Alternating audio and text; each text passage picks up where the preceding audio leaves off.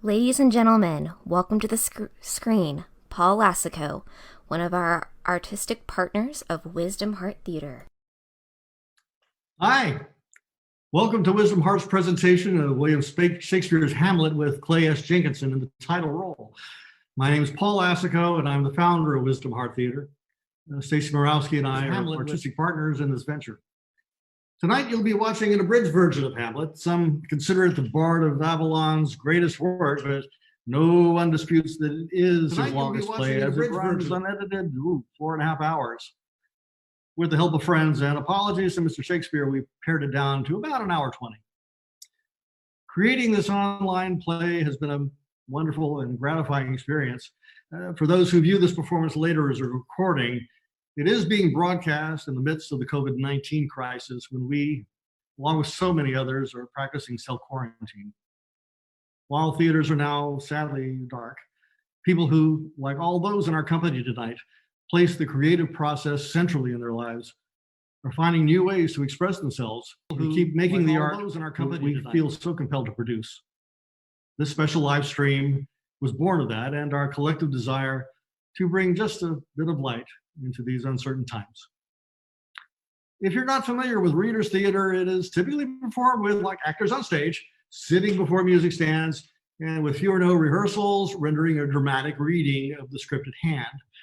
That's similar to what you're seeing tonight, with a few video enhancements by our broadcast team.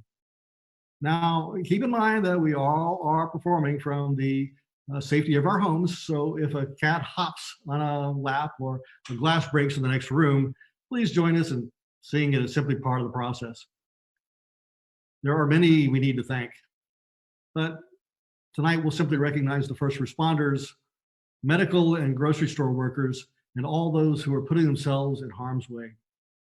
They make it possible for us to keep this creative spirit alive. After the performance, please stay tuned as Clay and the cast talk about the process and Shakespeare and the play, and take questions via the comment field at the bottom of your video window. We hope you enjoy watching this as much as we enjoyed making it. Thank you.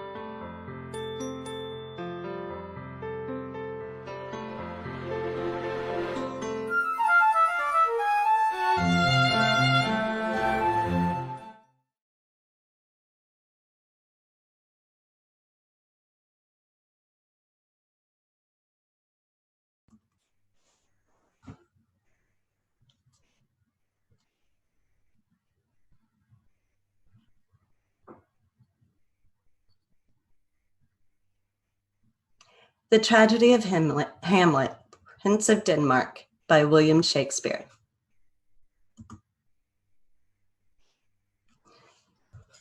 Act 1, Scene 1.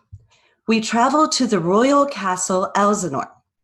Francisco, a soldier of Denmark, is on the ramparts at his post.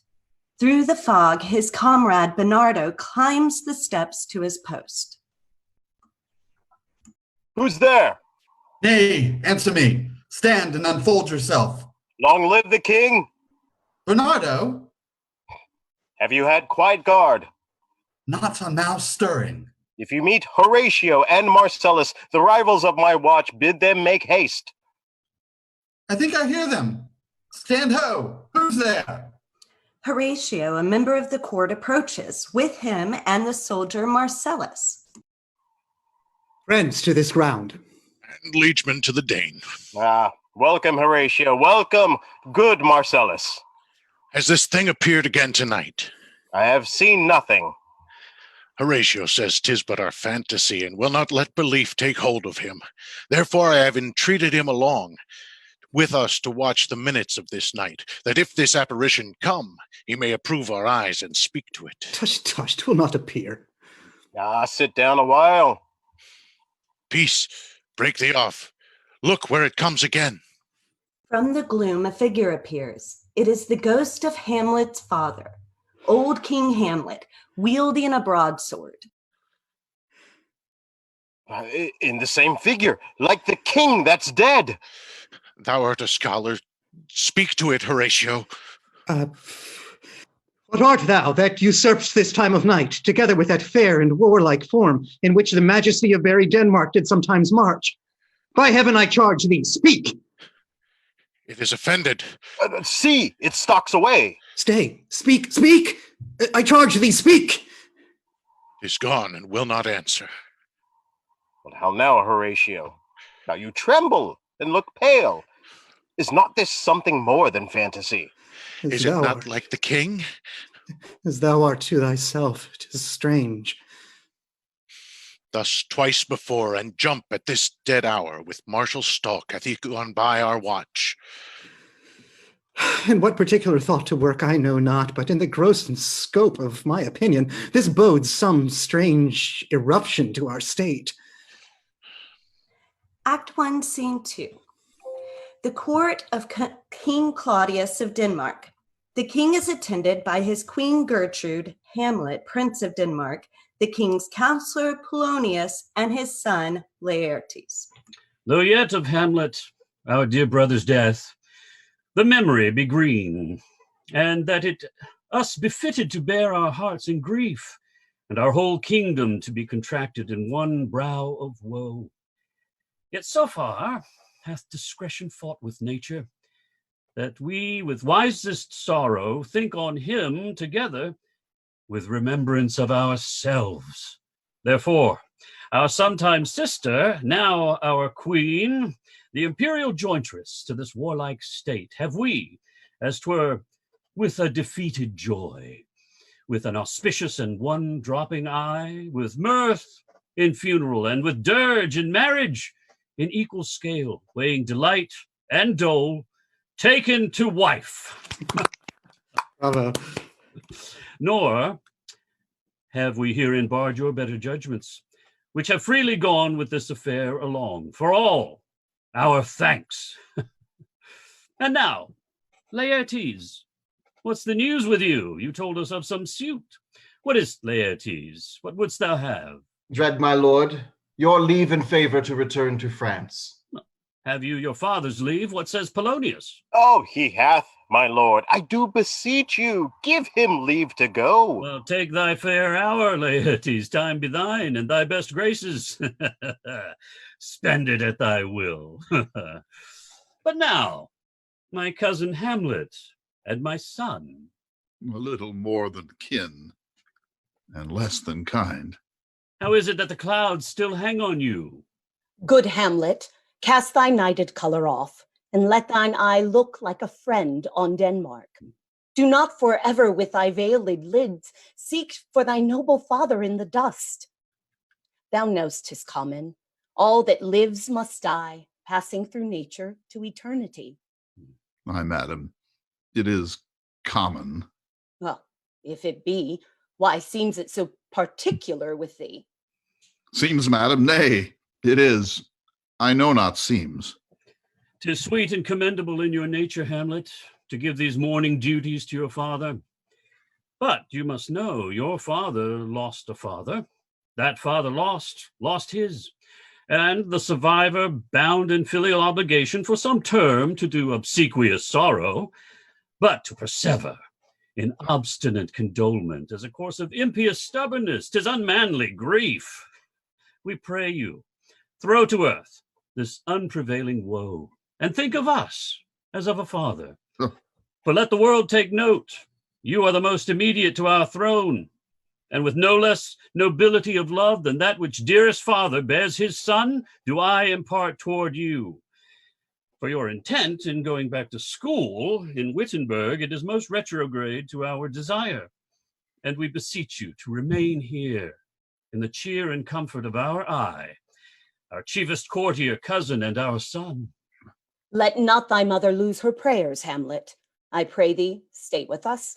Go not to Wittenberg. I shall in all my best obey you, madam. Why, 'tis a fair and loving reply. Be as ourself in Denmark. Madam, come.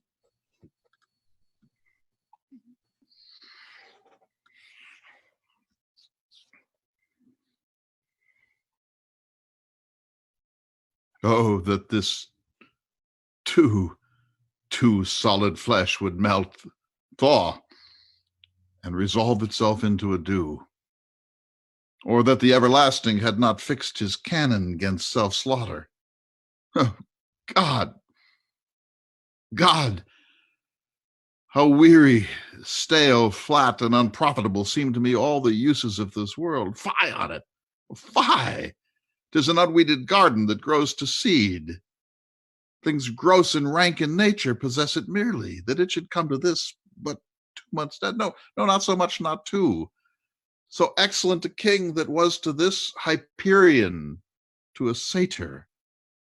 So loving to my mother that he might not beteem the winds of heaven visit her face too roughly. Heaven and earth, must I remember why she would hang on him, as if increase of appetite had grown by what it fed on, and yet, within a month. Let me not think on it, frailty, thy name is woman. A little month, or ere those shoes were old, with which she followed my poor father like Niobe, all tears. Why, she, even she, oh God, a beast that wants discourse of reason would have mourned longer, married, with mine uncle, my father's brother, but no more like my father than I to Hercules. Within a month, or ere the salt of most unrighteous tears had left the flushing of her galled eyes, she married. Most wicked speed to post with such dexterity to incestuous sheets. It is not, and it cannot come to good, but break my heart, for I must hold my tongue. Hail to your lordship. I'm glad to see you. Well, Horatio, or I do forget myself. The same, my lord, and your poor servant ever. What is your affair in Elsinore? We'll teach you to drink deep ere you depart. My lord, I came to see your father's funeral. I prithee, do not mock me, fellow student. I think it was to see my mother's wedding. Indeed, my lord, it followed hard upon. Thrift, Horatio. The funeral baked meats did coldly furnish forth the marriage tables. My father, I think I see my father. Where, my lord? In my mind's eye, Horatio. My lord, I think I saw him yesternight. Saw who? My lord, the king, your father. The king, my father. Season your admiration for a while with an attent ear, while I may deliver upon the witness of these gentlemen this marvel to you. For God's sake, let me hear.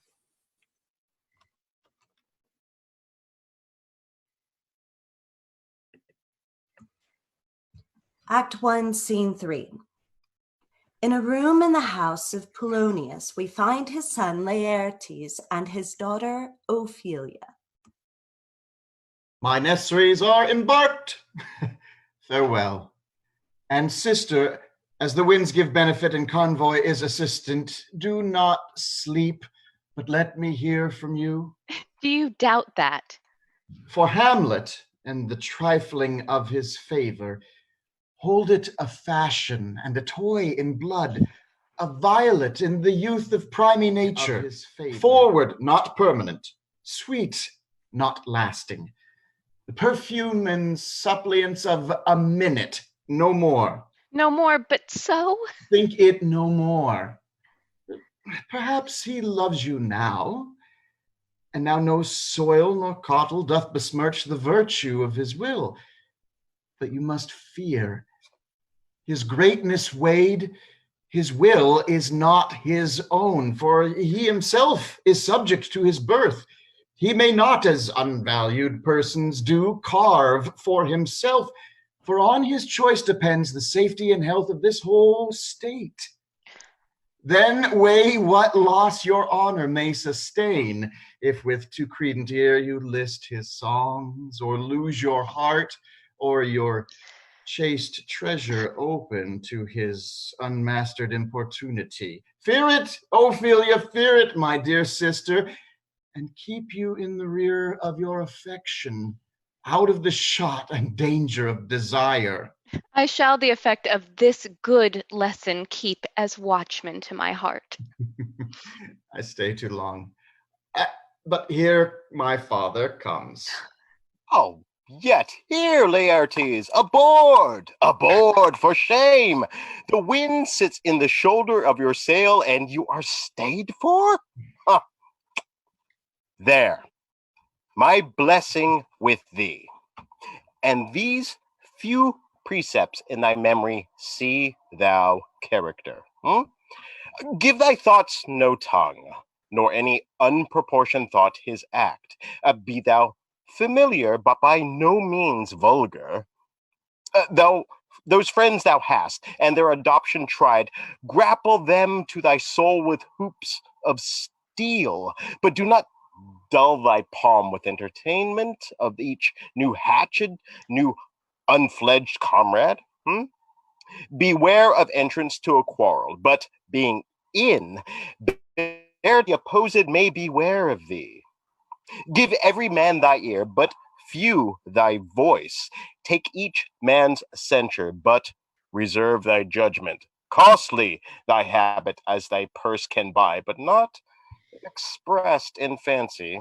Rich, not greedy, not gaudy, for the apparel oft proclaims the man, and they in France of the best rank and station are of a most select and generous chief in that. Neither a borrower nor a lender be, for loan oft loses both itself and friend, and borrowing dulls the end of husbandry. This, above all, to thine own self be true. It must follow, as the night the day, thou canst not then be false to any man. Farewell. My blessing season this in thee. Most humbly do I take my leave, my lord. The time invites you. Go. Your servants tend. Farewell, Ophelia, and remember well what I have said to you. And 'tis in my memory locked, and you yourself shall keep the key of it. Act 1, Scene 4. The ramparts at Castle Elsinore. The air bites shrewdly. What hour now? I think it lacks of 12. Oh, it is struck. Indeed, I heard it not. Then draws near the season wherein the spirit held his wont to walk. Look, my lord, it comes. Angels and ministers of grace defend us. King, Father, Royal Dane, oh, answer me. Let me not burst in ignorance, but tell why thy canonized bones, hearsed in death, have burst their cerements. Why the sepulchre, when we saw thee quietly interred, hath oped his ponderous and marble jaws to cast thee up again. It beckons you to go away with it. Not go. No, by no means. It will not speak. Then I will follow it. Do not, my lord. Why? What should be the fear? I do not set my life at a Finsby. What if it tempt you toward the flood, my lord, and there assume some other horrible form which might deprive your sovereignty of reason and draw you into madness? It waves me still. Go on. I'll follow thee. You shall not go, my lord. Hold off your hand. Be ruled, you shall not go. Unhand me, gentlemen. By heaven, I'll make a ghost of him that lets me. I say, away. Go on. I'll follow thee.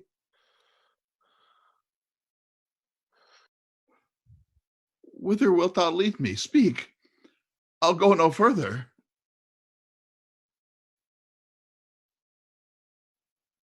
My hour is almost come, when I to sulphurous and tormenting flames must render up myself.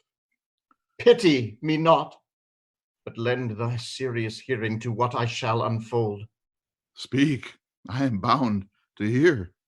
If thou didst ever thy dear father love, revenge his foul and most unnatural murder. Murder? Murder, most foul, as in the best it is, but this most foul, strange, and unnatural. Haste me to know it, that I with wings as swift as meditation or the thoughts of love may sweep to my revenge. 'Tis given out that, sleeping in my orchard, a serpent stung me. So the whole ear of Denmark is by a forged process of my death rankly abused. But know, thou noble youth, the serpent that did sting thy father's life now wears his crown. Oh, my prophetic soul, mine uncle! Aye, that incestuous, that adulterate beast, with witchcraft of his wit, with traitorous gifts, won to his shameful lust the will of my most seeming virtuous queen. But soft, methinks I scent the morning air. Brief let me be. Sleeping within my orchard, my custom always of the afternoon, upon my secure hour thy uncle stole, with juice of cursed heaven on in a vial, and in the porches of my ears did pour the leprous distilment, whose effect holds such an enmity with blood of man that swift as quicksilver it courses through the natural gates and alleys of the body, and with a sudden vigor it doth pass it, and curd like eager droppings into milk the thin and wholesome blood. Thus was I, sleeping by a brother's hand, of life, of crown, of queen, at once dispatched, cut off even in the blossoms of my sin, unhoused, disappointed, unannealed, no reckoning made, but sent to my account with all my imperfections on my head. Oh, horrible! Oh, horrible, most horrible.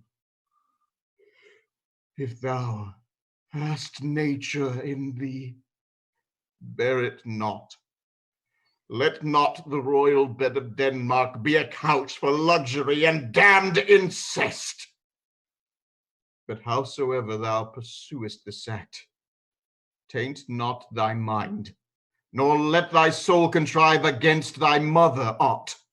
Leave her to heaven and to those thorns that in her bosom lodge to prick and sting her.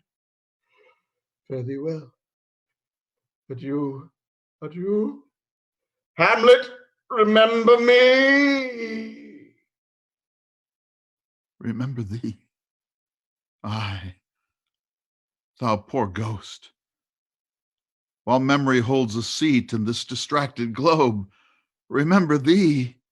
Yea, from the table of my memory I'll wipe away all trivial fond records, and thy commandment all alone shall live within the book and volume of my brain, unmixed with baser matter. Yes, by heaven! Oh, most pernicious woman! Oh, villain! Villain, smiling, damned villain!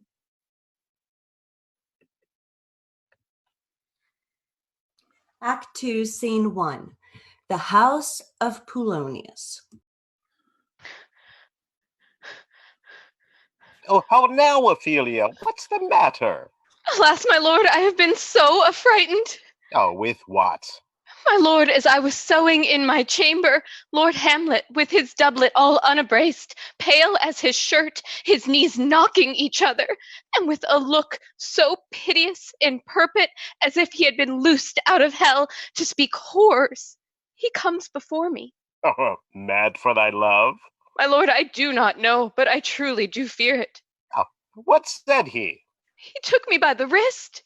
He held me hard, then goes he to the length of all his arm, and with his other hand thus over his brow, he falls to such perusal of my face as if he would draw it.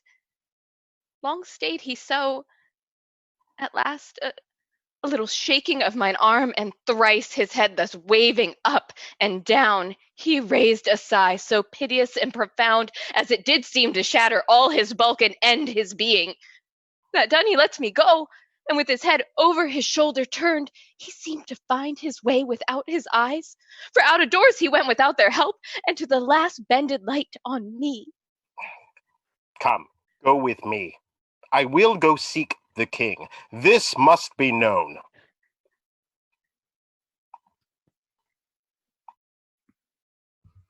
Act 2, Scene 2. At court in Elsinore. Welcome, dear Rosencrantz and Guildenstern.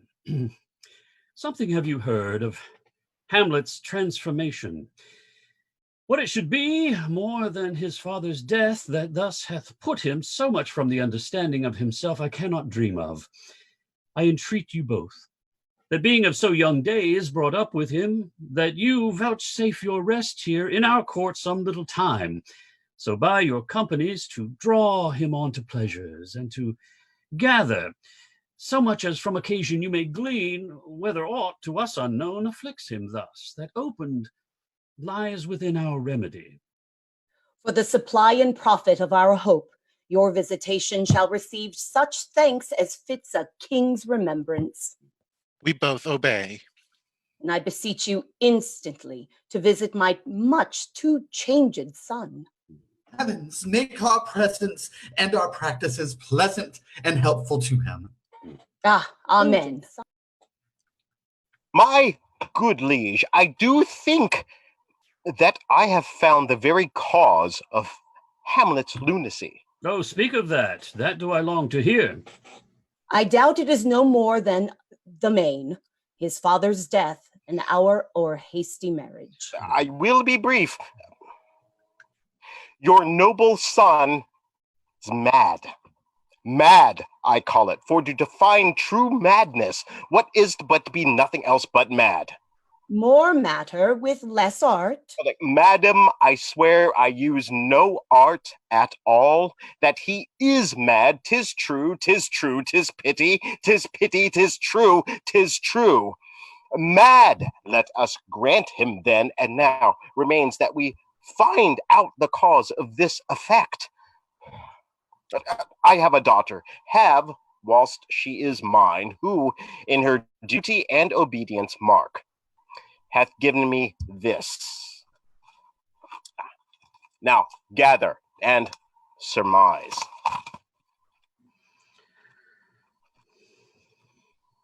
To the celestial and my soul's idol, the most beautified Ophelia. Came this from Hamlet to her? Good madam, stay a while. I will be faithful. Doubt thou the stars are fire? Doubt that the sun doth move? Doubt truth to be a liar, but never doubt I love. Hamlet. This in obedience hath my daughter shown me, and more above hath his solicitings, as they fell out by time, by means, and place, all given to mine ear. But how hath she received his love? To my young mistress thus I did bespeak. Lord Hamlet is a prince out of thy sphere. This must not be. And then I precepts gave her that she should lock herself from his resort, admit no messengers, receive no tokens, and he, repulsed, a short tale to make, fell into a sadness, then into a fast, thence to a watch, and by this declension into the madness wherein now he raves. Do you think 'tis this? It may be very like. Hath there been such a time, I'd fain know that I have positively said 'tis so, when it proved otherwise? Not that I know. How may we try it further? You know, sometimes he walks for hours here in the lobby. So he does indeed. Such a time, I'll lose my daughter to him. Be you and I behind an arras then. Mark the encounter. If he love her not, and he not from his reason fallen thereon, let me be no assistant for a state, but keep a farm and carters. We will try it. Later, Hamlet encounters Rosencrantz and Guildenstern.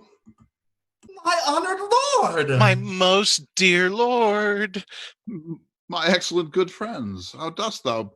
Guildenstern, Rosencrantz, good lads, how do ye? As the indifferent children of the earth. Happy, and that we are not over happy. On Fortune's cape, we are not the very button. Or the soles of her shoe. Neither, my lord. In the beaten way of friendship, what make you at Elsinore? To visit you, my lord. No other occasion. Beggar that I am even poor in thanks, but I thank you. Were you not sent for? Is it your own inclining? Is it a free visitation?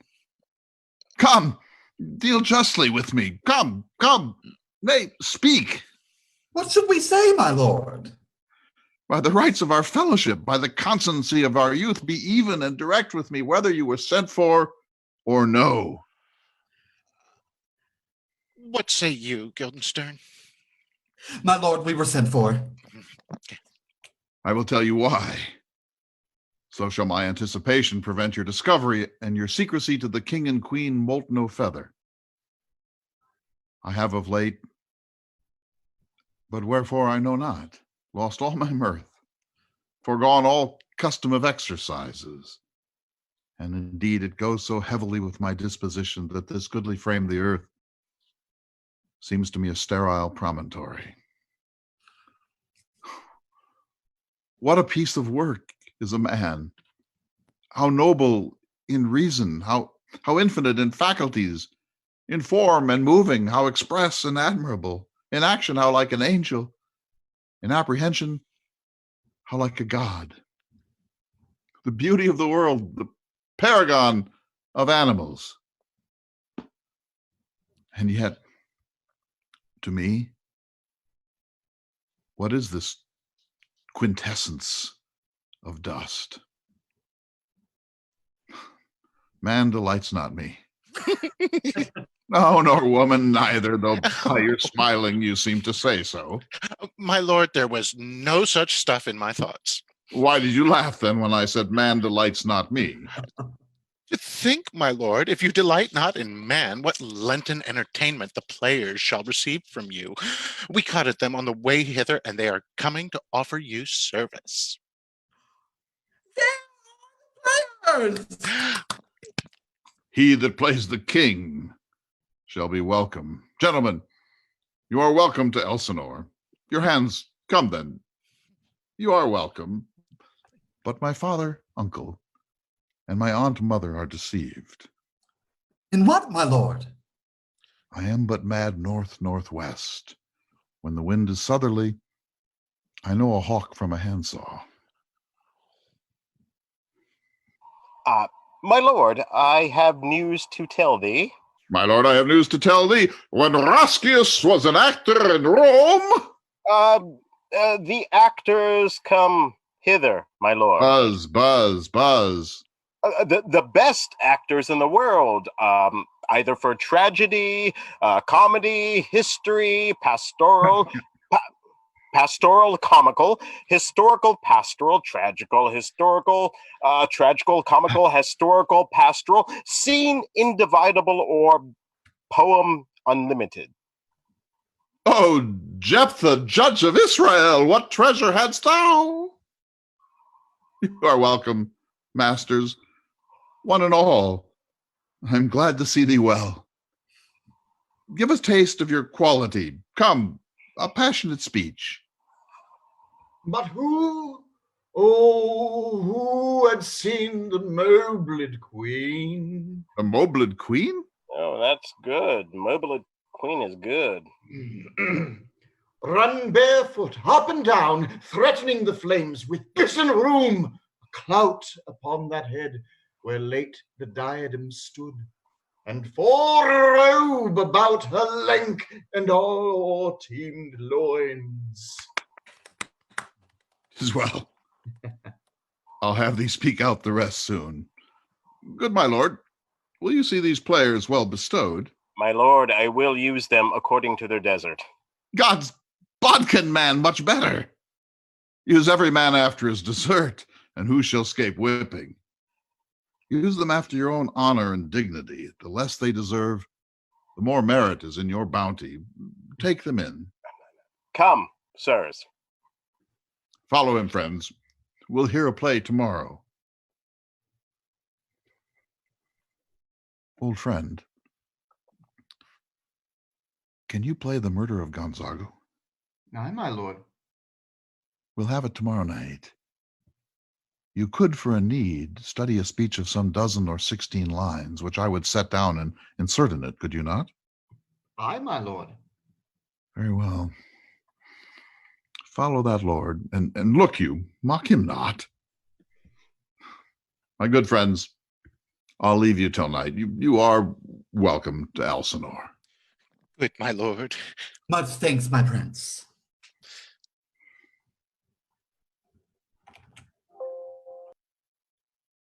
Now I am alone. Why, what an ass am I! This is most brave that I, the son of a dear father murdered, prompted to my revenge by heaven and hell, must like a whore unpack my heart with words, a scullion, fie on it, about my brain. And I have heard that guilty creatures sitting at a play have by the very cunning of the scene been struck so to the soul that presently they have proclaimed their malefactions. For murder, though it have no tongue, will speak with most malicious organ. I'll have these players play something like the murder of my father before mine uncle. I'll observe his looks. I'll tempt him to the quick. If he but blench, I know my course. The play's the thing wherein I'll catch the conscience of the king. Act 3, Scene 1. At court in Castle Elsinore, King Claudius interrogates Rosencrantz and Guildenstern. And can you, by no drift of circumstance, get from him why he puts on this confusion? He does confess he feels himself distracted, but from what cause he will by no means speak. Nor do we find him forward to be sounded, but with a crafty madness keeps aloof when we would bring him on to some confession of his true state. Did he receive you well? Most like a gentleman. But with much forcing of his disposition. Avoiding of question, but of our demands, most free in his reply. Well, did you assay him? To any pastime?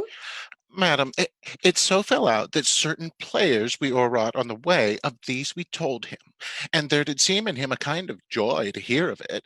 They are about the court, and as I think, they have already order this night to play before him. Yeah, 'tis most true, and he beseeched me to entreat your majesties to hear and see the matter. With all my heart, and it doth much content me to hear him so inclined. Good gentlemen, give him further edge, and drive his purpose on to these delights. We shall, my lord. Sweet Gertrude, leave us too, for we have closely sent for Hamlet hither, that he, as 'twere by accident, may here affront Ophelia. Her father and myself will so bestow ourselves, that seeing unseen, we may of their encounter frankly judge if the affliction be his love or no, that thus he suffers for. I shall obey. And for your part, Ophelia, I do wish that your good beauties be the happy cause of Hamlet's wildness. So shall I hope your virtues Madam, will bring I him wish it his may. wonted way again. Ophelia, walk you here, your grace, so please you. We will bestow ourselves. Ophelia, read on this book. That show of such an exercise may color your loneliness. I hear him coming. Let's withdraw, my lord.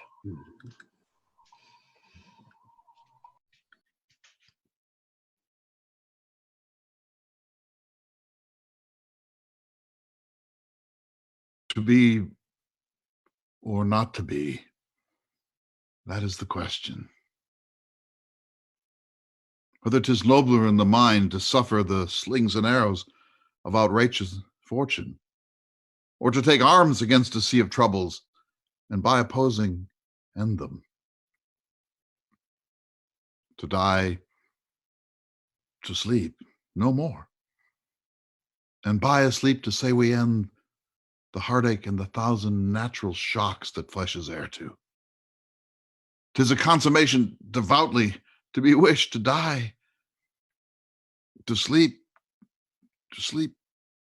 perchance to dream. Aye, there's the rub. For in that sleep of death, what dreams may come when we have shuffled off this mortal coil must give us pause. There's the respect that makes calamity of so long life.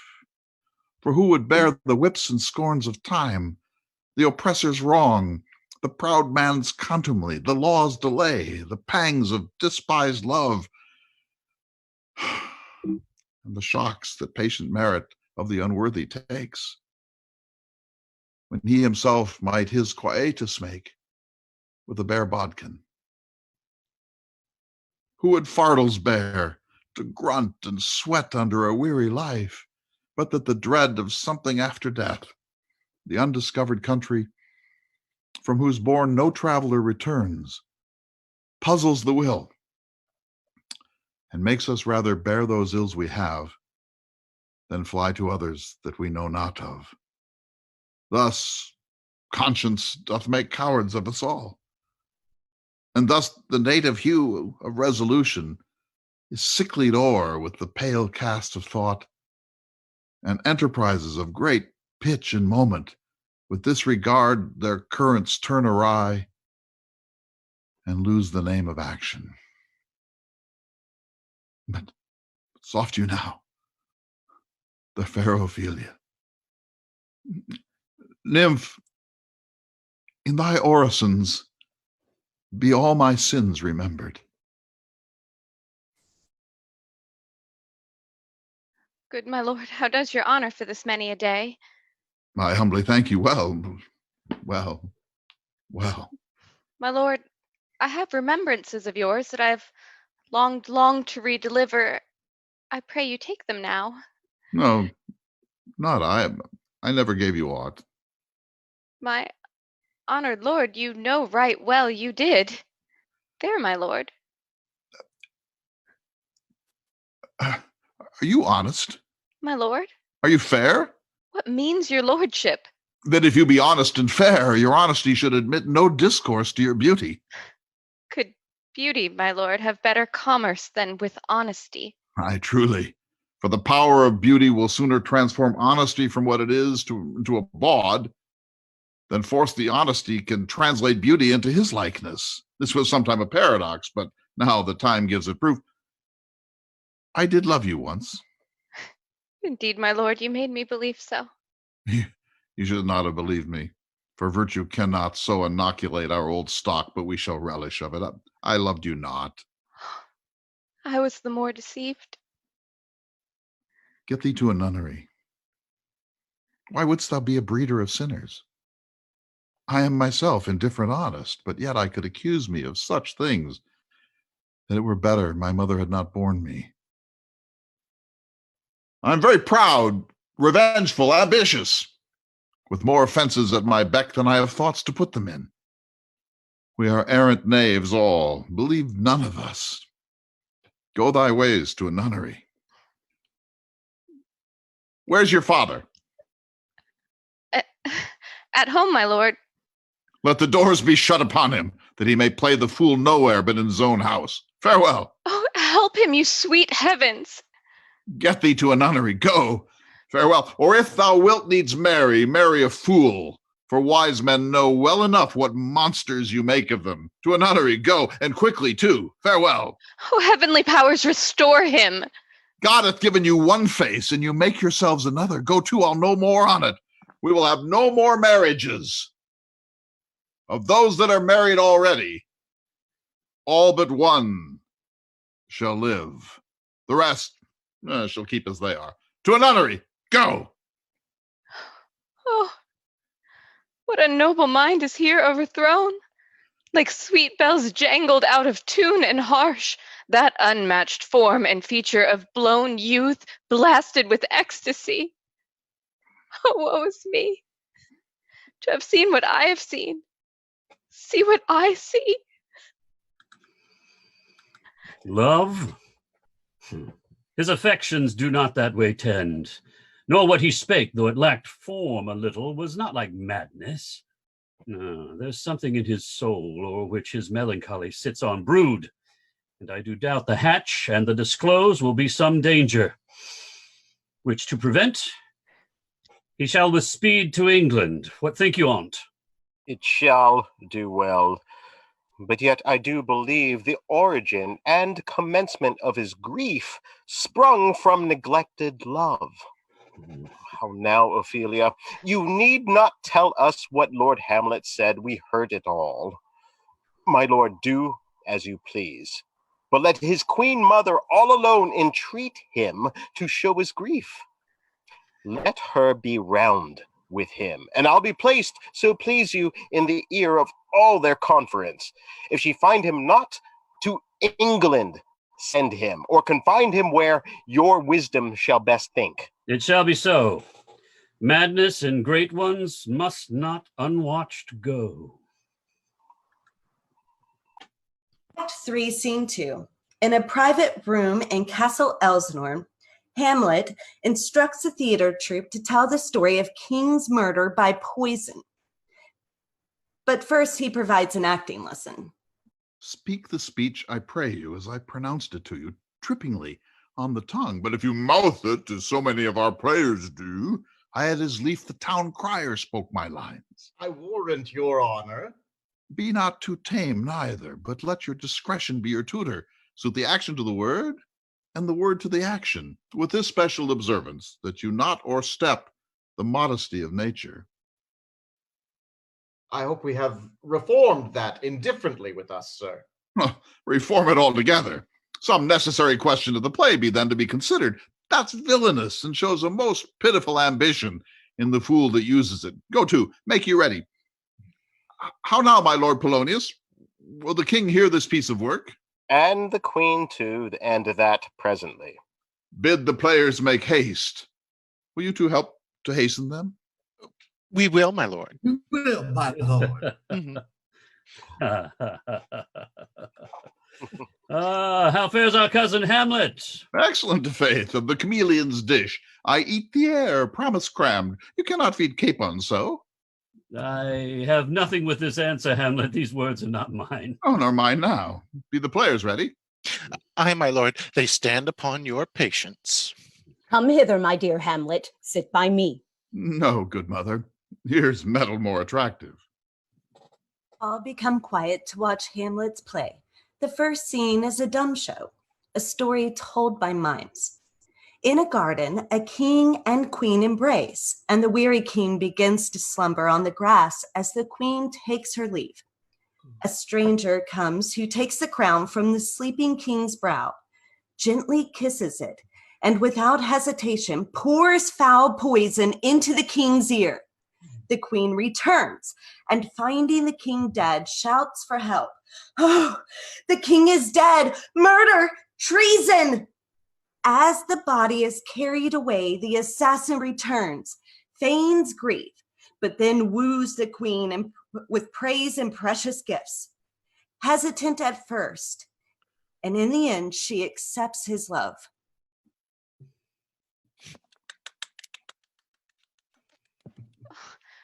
What means this, my lord? Mary, this is Mitching Malico. It means mischief. Belike the show imports the argument of the play. We shall know by this fellow. The players cannot keep counsel. They'll tell all. Will he tell us what this show meant? Aye, or any show that you'll show him. Be not ashamed to show. He'll not shame to tell you what it means. Shh, everyone. Full 30 times hath Phoebus' cart gone round Neptune's salt wash and Tellus' orbed ground, and 30 dozen moons with borrowed sheen about the world have times 12 30s been, since our love, our hearts, and hymen did our hands unite commutual in most sacred bands. So many journeys may the sun and moon make us again count over every love be done. Where love is great, the littlest doubts are fear. Where little fears grow great, great love grows there. Faith, I must leave thee, love, and shortly too.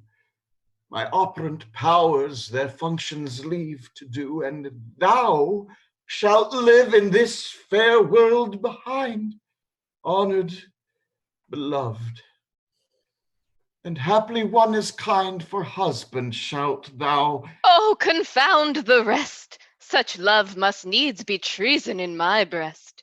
In second husband let me be accursed. None wed the second, but who killed the first? Wormwood. Wormwood. The instances that second marriage move are base respects of thrift, but none of love. A second time I kill my husband dead, when second husband kisses me in bed. I do believe you think what now you speak, but what we do determine oft we break.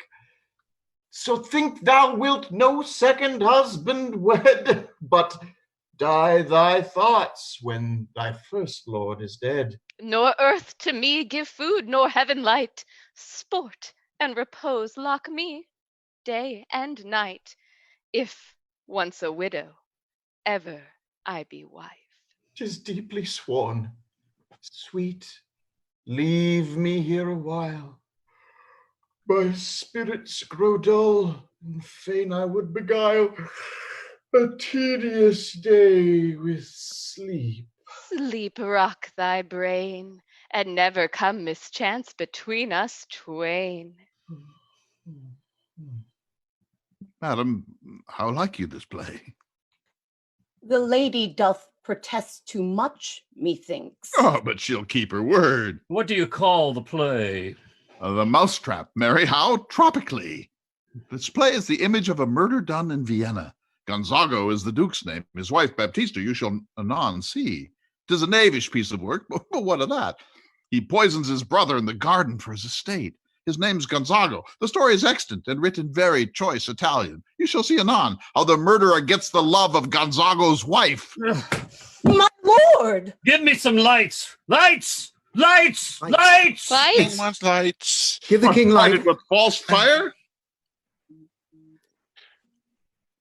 Oh, good Horatio. I'll take the ghost's word for 1,000 pounds. Didst perceive? Very well, my lord. Upon the talk of poisoning. I did very well note him. The queen, your mother, in most great affliction of spirit, hath sent me to you. You are welcome. She desires to speak with you in her closet ere you go to bed. Oh, we shall obey, were she 10 times our mother. Ah, Polonius, God bless you, sir. My lord, the queen would speak with you, and presently. And I will come to my mother by and by. They fool me to the top of my bent. I will come by and by. I will say so. By and by is easily said. Leave me, friends.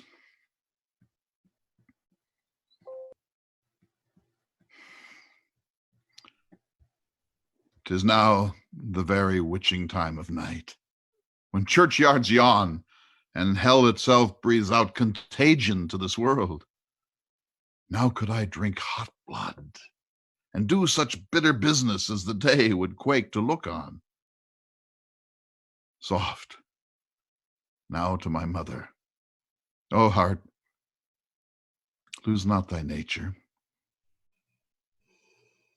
Let not ever the cruel soul of Nero enter this firm breast. Let me be cruel, not unnatural. I will speak daggers to her, but use none. 3, Scene 3. Hamlet watches the king from afar.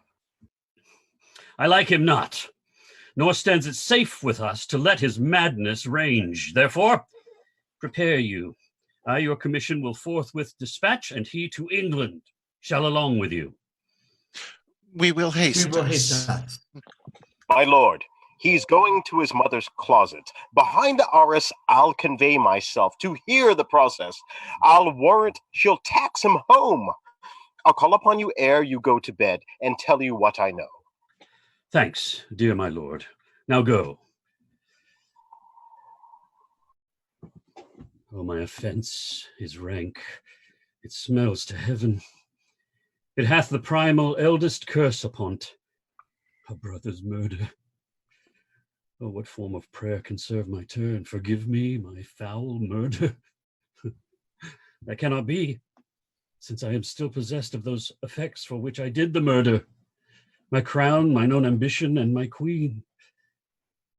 May one be pardoned and retain the offense? O wretched state, O bosom black as death, O limed soul, that struggling to be free art more engaged. Help, angels, make essay. Bow, stubborn knees, all may be well. Now might I do it.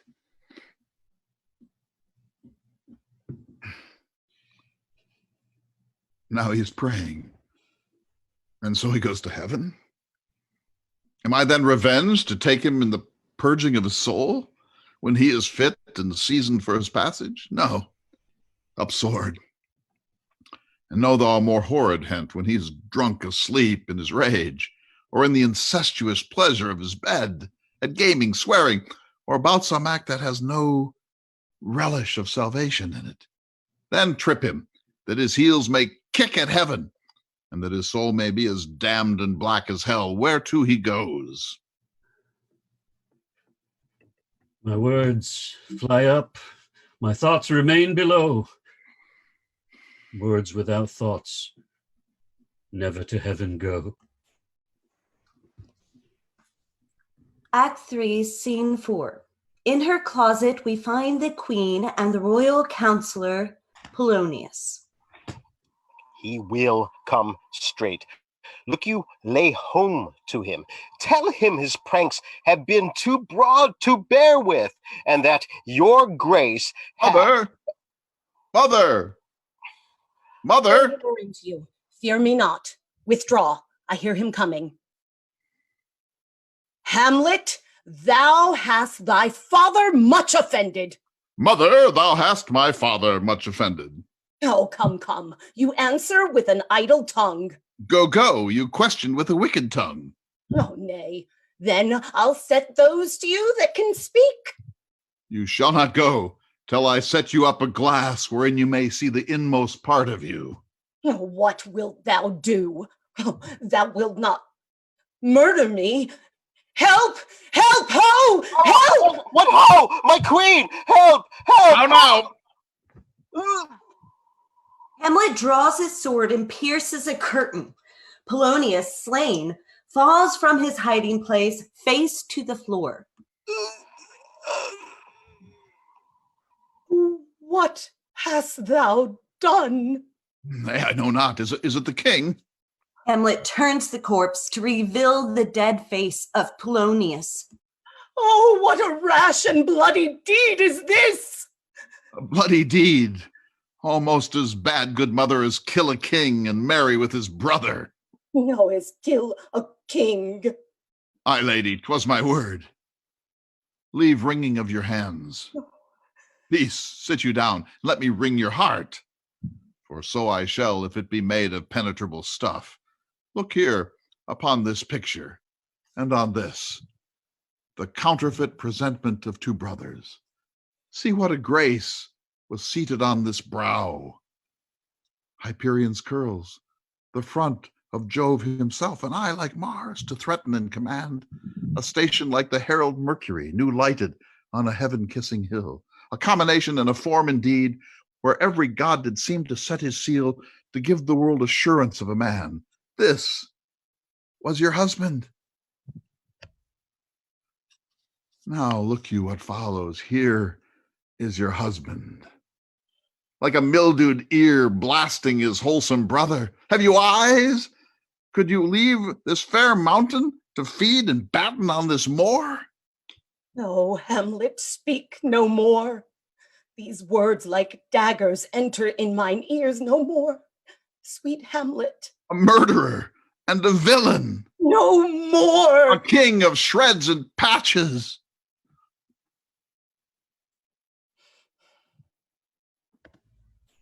Save me. And hover over me with your wings, you heavenly guards. What would your gracious figure? Do not forget. This visitation is but to whet thy almost blunted purpose. But look, amazement on thy mother sits. Oh, step between her and her fighting soul. Speak to her, Hamlet. How is it with you, lady? Alas, how is it with you? That you do bend your ear, an eye on vacancy, and with the incorporeal air do hold discourse? Whereon do you look? On him. On him. Look you how pale he glares. Do you see nothing there? Nothing at all. Nor did you nothing hear? No. Why, look you there. Nothing but ourselves, no. Look how it steals away, my father in his habit as he lived. Look where he goes, even now, out at the portal. This is the very coinage of your brain. This bodiless creation ecstasy is very cunning in. Ecstasy? My pulse is yours, doth temperately keep time, and makes as healthful music. It is not madness that I have uttered. Bring me to the test, and I the matter will reword, which madness would gamble from. Mother, for the love of grace, lay not that flattering unction to your soul, that not your trespass, but my madness speaks. It will but skin and film the ulcerous place, whilst rank corruption, mining all within, infects unseen. Confess yourself to heaven. Repent what's past. Avoid what is to come. And do not spread the compost on the weeds to make them ranker. O Hamlet, thou hast cleft my heart in twain. Oh, throw away the worser part of it and live the purer with the other half. Go not to mine uncle's bed. Assume a virtue if you have it not. Refrain tonight, and that shall lend a kind of easiness to the next abstinence, the next more easy. For use almost can change the stamp of nature, and either curb the devil or throw him out with wondrous potency. Polonius, thou find to be too busy is some danger. I do repent, but heaven hath pleased it so to punish me with this and this with me, that I must be their scourge and minister. One more word, good lady. Let not the bloat king tempt you again to bed, pinch wanton in your cheek, call you his mouse, and let him for a pair of reechy kisses or paddling in your neck with his damned fingers make you ravel out this matter, that I essentially am not in madness, but mad in craft. Hamlet leaves his mother's rooms, dragging behind him the bloody body of Polonius. Act 4, Scene 1, Elsinore. But Gertrude, how does Hamlet? Mad as the sea and wind, when both contend which is the mightier.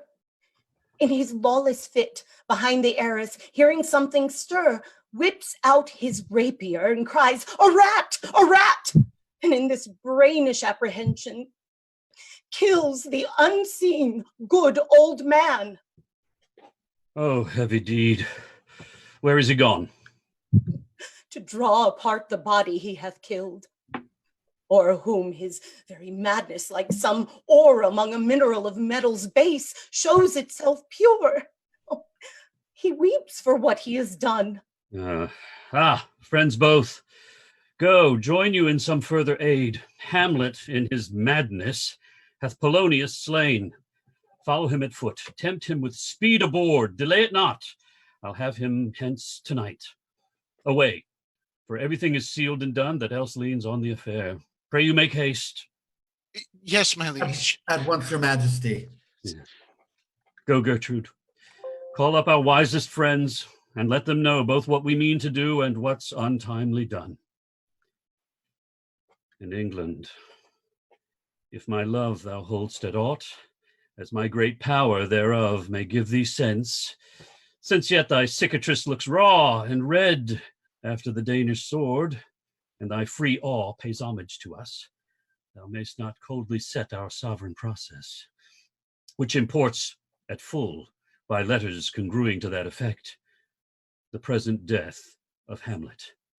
Do it, England, for like the hectic in my blood he rages, and thou must cure me. Till I know 'tis done, howe'er my haps, my joys were ne'er begun. Act 4, Scene 2, another part of the castle. 'Twere good she were spoken with, for she may stew dangerous conjectures in ill-breeding minds. Let her come in. Oh, to my sick soul, as sin's true nature is, each toy seems prologue to some great amiss. So full of artless jealousy is guilt, it spills itself in fearing to be split. Where is the beauteous majesty of Denmark? Oh, how now, Ophelia? How should I your true love know from another one? By his cockle hat and staff, and his sandal shoon.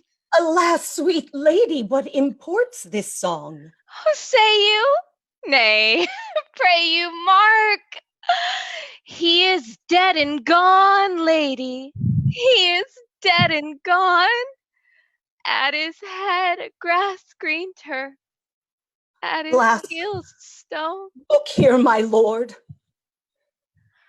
How do you, pretty lady? Oh, pray you, let's have no words of this. Tomorrow is St. Valentine's Day. All in the morning be time, and I am made at your window to be your Valentine. Then up he rose and donned his clothes and upped the chamber door. Let in the maid that out a maid never departed more. How long hath she been thus? I hope all will be well. We must be patient. I cannot choose but weep. To think they should lay him in the cold ground. Oh, my brother shall know of it. And so I thank you for your good counsel. Come, my coach. Good night, ladies. Good night, sweet ladies. Good night. Good night. Follow her close. Give her good watch, I pray you. Oh, this is the poison of deep grief. It springs all from her father's death. Oh, Gertrude, Gertrude, when sorrows come, they come not at single spies, but in battalions. First her father slain, next your son gone, and he most violent author of his own just remove. Oh! Alack, what noise is this? Where are my Switzers? Let them guard the door. What is the matter? Save yourself, my lord. The ocean, overpeering of his list, eats not the flats with more impetuous haste than young Laertes. In a riotous head o'erbears your officers. The rabble call him lord. They cry, choose we, Laertes shall be king. Caps, hands, and tongues applauded to the clouds. Laertes shall be king. Laertes king. How cheerfully on the false trail they cry. Oh, this is counter, you false Danish dogs. Ah, the doors are broke. Where is the king? Come in. I pray you give me leave. We will. We will. I thank you. Keep the door. Oh, thou vile king. Give me my father! Calmly, good Laertes. What is the cause, Laertes, that thy rebellion looks so giant-like? Let him go, Gertrude. Do not fear our person.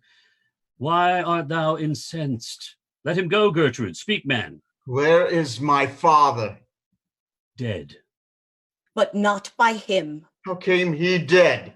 Good Laertes, if you desire to know the certainty of your dear father's death, is it written your revenge that swoop stake you will draw both friend and foe, winner and loser? None but his enemies. Well, will you know them then? To his good friends. Thus wide I'll ope my arms, and like the kind life-rendering pelican, repast them with my blood. Why, now you speak like a good child and a true gentleman, that I am guiltless of your father's death, and am most sensible in grief for it. It shall as level to your judgment pierce as day does to your eye. Let her come in.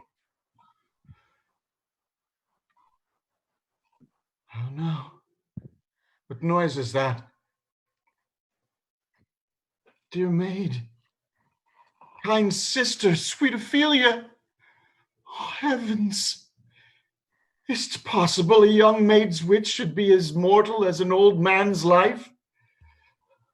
Nature is fine in love, and where 'tis fine, it sends some precious instance of itself after the thing it loves. They bore him barefaced in the bier. Hey, na, nani, hey. And in his grave rained many a tear. Fare you well, my dove. Hadst thou thy wits, and didst persuade revenge, it could not move thus. There's rosemary, that's for remembrance. Pray, love, remember. And there's pansies, that's for thoughts. Document in madness, thoughts and remembrance fitted. For bonny sweet Robin is all my joy. Do you see that, oh God? Laertes, I must commune with your grief. Be you content to lend your patience to us, and we shall jointly labor with your soul to give it due content. Let this be so. So you shall. And where the offense is, let the great axe fall. I pray you go with me. Then tell me why you have proceeded not against these feats, so crimeful and so capital in nature. For two special reasons, which may to you perhaps seem much unsinewed, but yet to me they are strong. The queen, his mother, lives almost by his looks. The other motive, why to the public court I might not go, is the great love the general gender bear him, who, dipping all his faults in their affection, would, like the spring that turneth wood to stone, convert his gyves to graces, so that my arrows, too slightly timbered for so loud a wind, would have reverted to my bow again, and not where I had aimed them. And so have I a noble father lost, a sister driven into desperate terms, but my revenge will come. If it be so, Laertes, as how should it be so, how otherwise? Will you be ruled by me? Aye, my lord. So you will not o'errule me to a peace. To thine own peace. I will work him to exploit, now ripe in my device, under the which he shall not choose but fall. And for his death no wind shall breathe, but even his mother shall uncharge the practice and call it accident. My lord, I will be ruled. The rather if you could devise it so that I might be the organ. It falls aright. You have been talked of since your travel much, and that in Hamlet's hearing, for a quality wherein they say you shine. Your sum of parts do not together pluck such envy from him as did that one. What part is that, my lord? 2 months since, there was a gentleman of Normandy. He made confession of you and gave you such a masterly report for art and exercise in your defense, and for your rapier, most especially, that he cried out 'twould be a sight indeed if one could match you. The scrimmers of their nation, he swore, had neither motion, guard, nor eye if you opposed them. Sir, this report of his did Hamlet so envenom with his envy that he could nothing wish but have your sudden coming over and to play with him. What out of this, my lord? Good Laertes, keep close within your chamber. Hamlet soon shall know you are come home. We'll bring you in fine together and wager on your heads. He, being remiss, most generous, and free from all contriving, will not peruse the foils, so that with ease, or with a little shuffling, you may choose a sword unbaited. In a passive practice, requite him for your father. I will do't. And for that purpose, I'll anoint my sword. I bought an unction of a mountebank so mortal that but dip a knife in it. Where it draws blood, no cataplasm so rare, collected from all simples that have virtue under the moon, can save the thing from death that is but scratched withal. I'll touch my point with this contagion, that if I gall him slightly, it may be death. When in your motion you are hot and dry, as make your bouts more violent to that end. And that he calls for drink, I'll have prepared him a chalice for the nonce, whereon but sipping, if he by chance escape your venomed stuck, purpose may hold there. How now, sweet queen? One woe doth tread upon another's heel, so fast they follow. Your sister's drowned, Laertes. Drowned? Where? There is a willow grows aslant a brook that shows her hoar leaves in the glassy stream. There with the fantastic garlands did she come of crowflowers, nettles, daisies, and long purples that liberal shepherds give a grosser name. But our cold maids do call them dead men's fingers. There on the pendant boughs, her coronet weeds clambering to hang, an envious sliver broke, when down her weedy trophies and herself fell in the weeping brook. Her clothes spread wide, and mermaid-like, a while they bore her up, which time she chanted snatches of old tunes, as one incapable of her own distress, or like a creature native and endued unto that element. But long it could not be, till that her garments, heavy with their drink, pulled the poor wretch from her melodious lay to muddy death. Alas, then she is drowned. Drowned. Drowned. Too much of water hast thou, poor Ophelia, and therefore I forbid my tears. Adieu, my lord. I have a speech of fire that fain would blaze, but that this folly doubts it. Let's follow, Gertrude. How much I had to do to calm his rage. Now fear I this will give it start again. Therefore, let's follow. Act 5, Scene 1. In a churchyard, a clever gravedigger prepares to dig Ophelia's grave as Hamlet and Horatio watch from afar.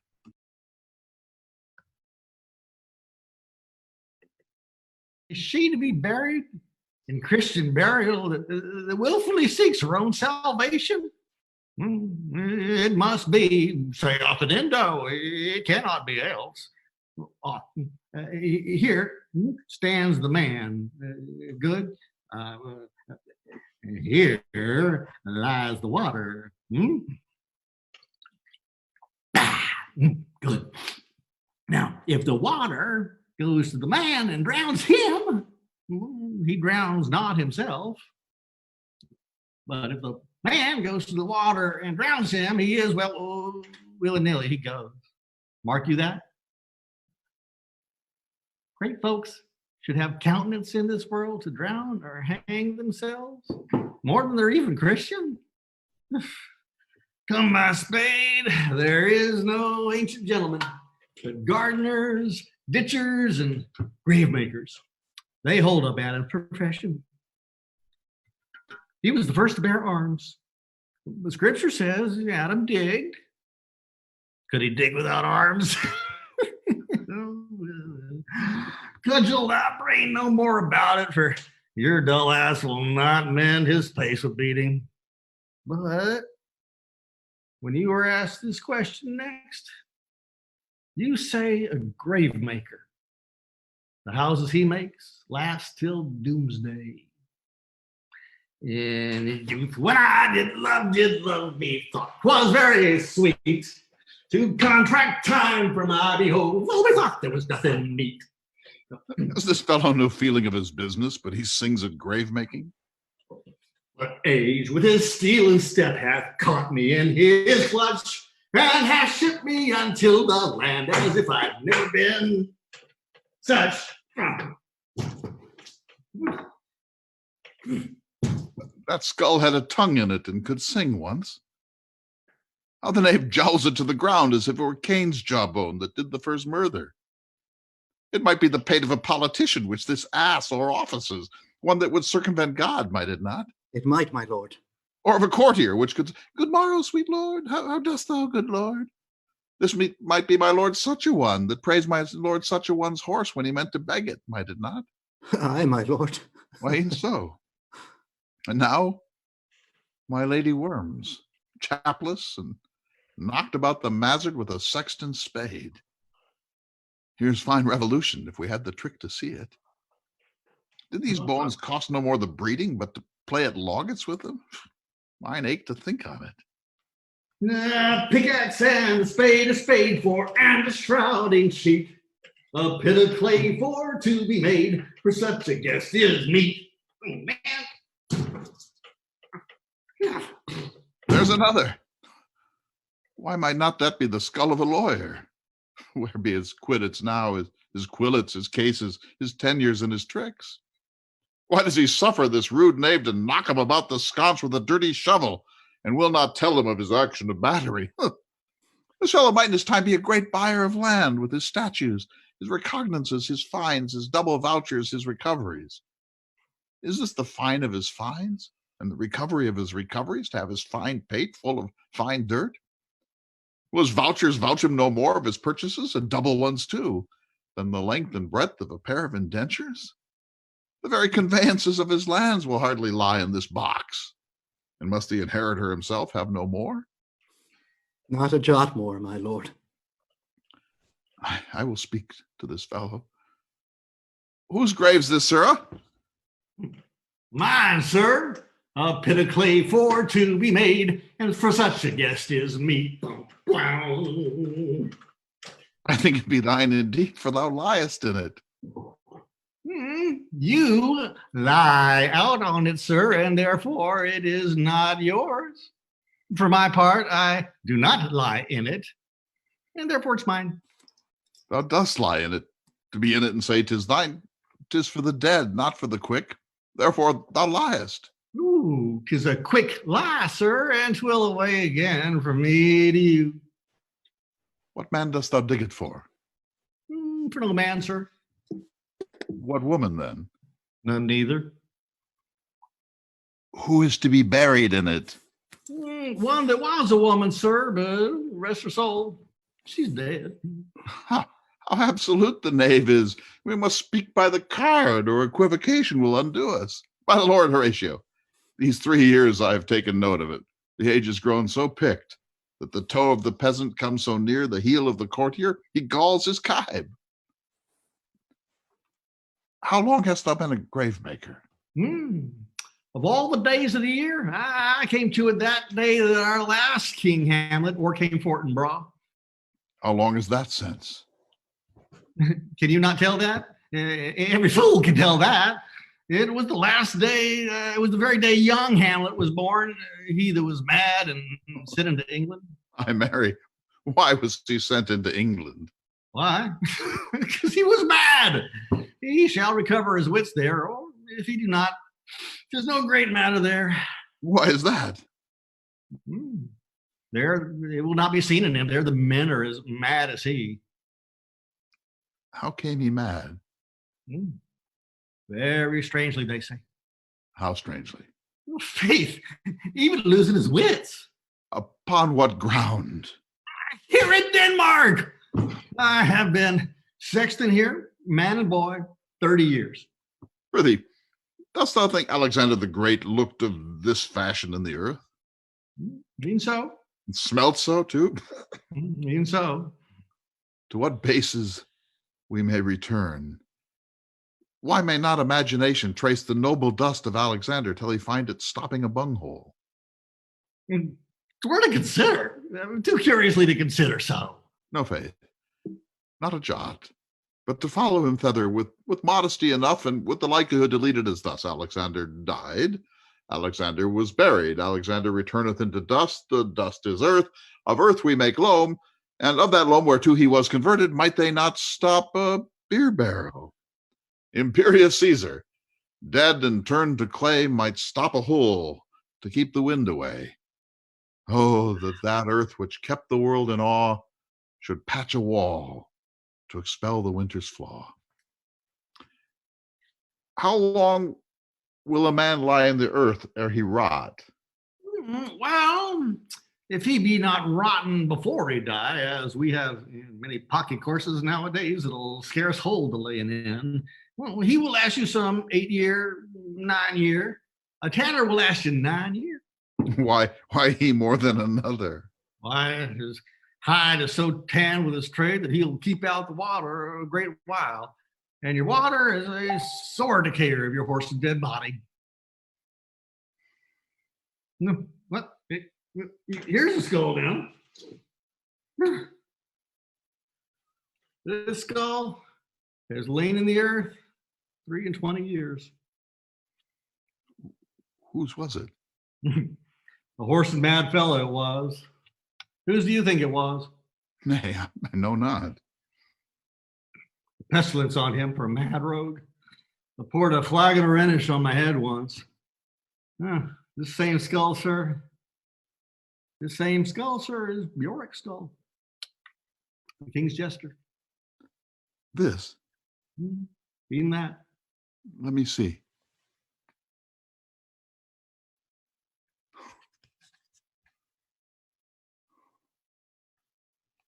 Alas, poor Yorick.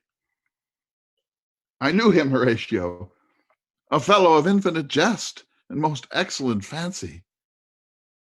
He hath borne me on his back 1,000 times.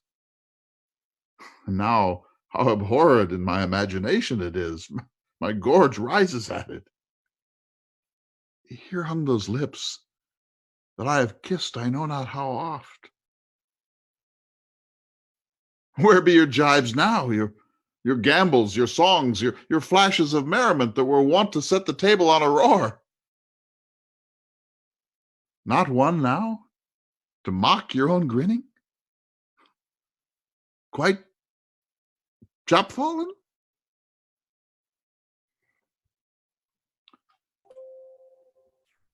Now get thee to my lady's chamber, and tell her, let her paint an inch thick. To this favor she must come. Make her laugh at that. But soft, the king, I see the king is coming. The funeral procession arrives. Ophelia, a circle of daisies adorning her brow, is borne gently on a rolling bier. Her obsequies have been as far enlarged as we have warranties. Her death was doubtful, and by the great command oversways the order. She should in ground unsanctified have lodged till the last trumpet for charitable prayers. Shards, flints, and pebbles should be thrown on her, yet ere she is allowed her virgin rites, her maiden instruments, and the bringing home of bell and burial.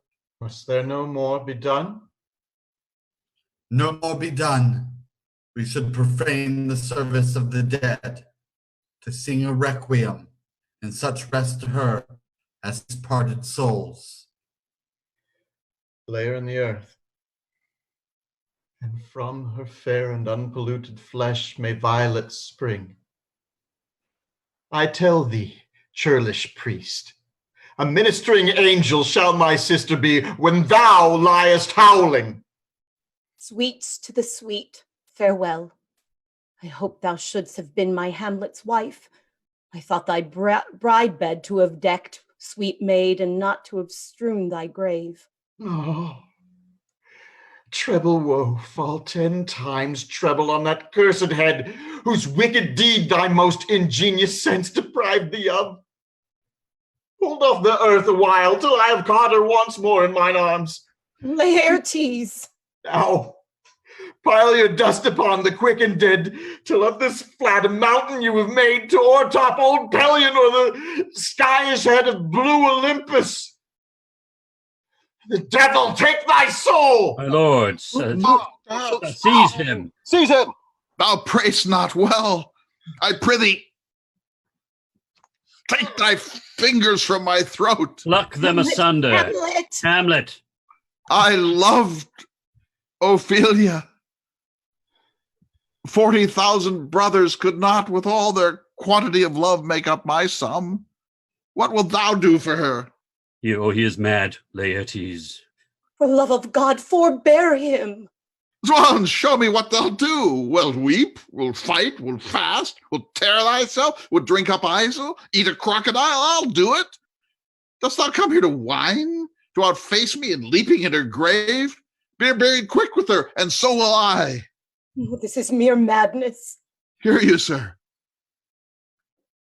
What is the reason that you use me thus? I loved you ever. But it is no matter. Let Hercules himself do what he may. The cat will mew, and dog will have his day. Act 5, Scene 2. Castle Elsinore. Laertes, knowing Hamlet killed his father Polonius, is intent on a duel to the death. King Claudius recognizes an opportunity to dispose of Hamlet and both poisons the tip of Laertes' sword and prepares a deadly brew for Hamlet to drink should he first kill Laertes.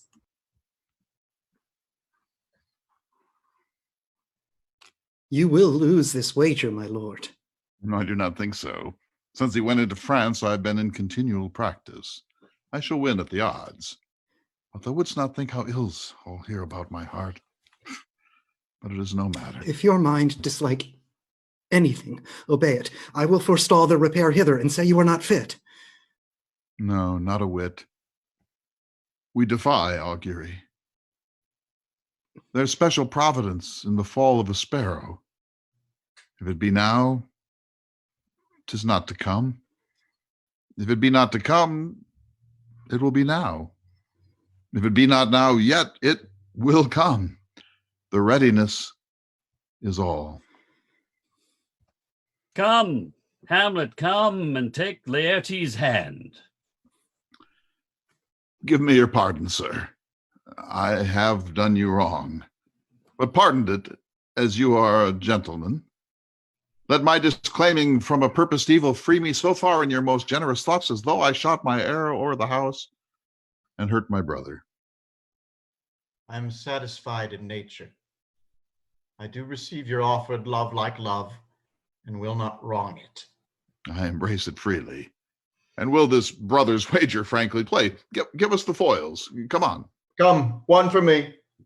I'll be your foil, Laertes. In mine ignorance, your skill shall, like a star in the darkest night, stick fiery off indeed. You mock me, sir?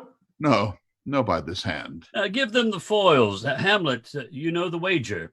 Oh, very well, my lord. Your grace has laid the odds on the weaker side. This is too heavy. Let me see another. This one likes me well. These foils have the same length. Aye, my good lord. Now set me the stoups of wine upon that table. Now, Hamlet. The king drinks to Hamlet. Come, begin. And you, the judges, bear a wary eye. Come on, sir. Come, my lord. 1. No. Judgment? A hit, a very palpable hit. Well, again. No, stay. Give me the drink. Ah. Hamlet, this pearl is thine. Here's to thy health. Give him the cup. No, I'll play this bout first. Set it by a while. Come. Another hit. What say you? A touch, I do confess.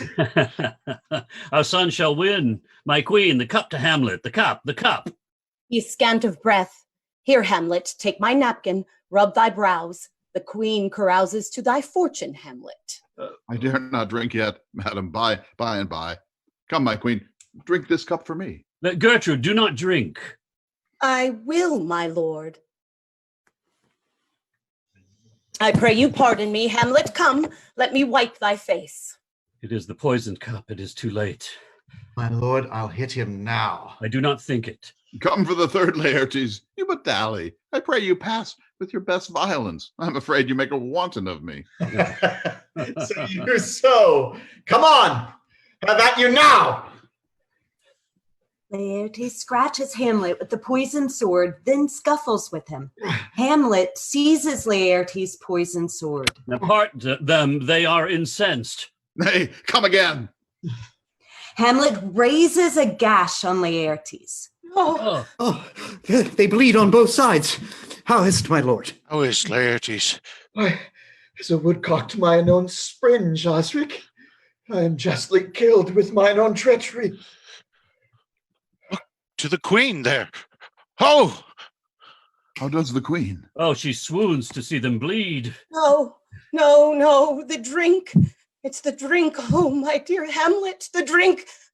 The drink. I am poisoned. Oh, villainy. Oh, let the doors be locked. Treachery. Seek it out. It is here, Hamlet. Thou art slain.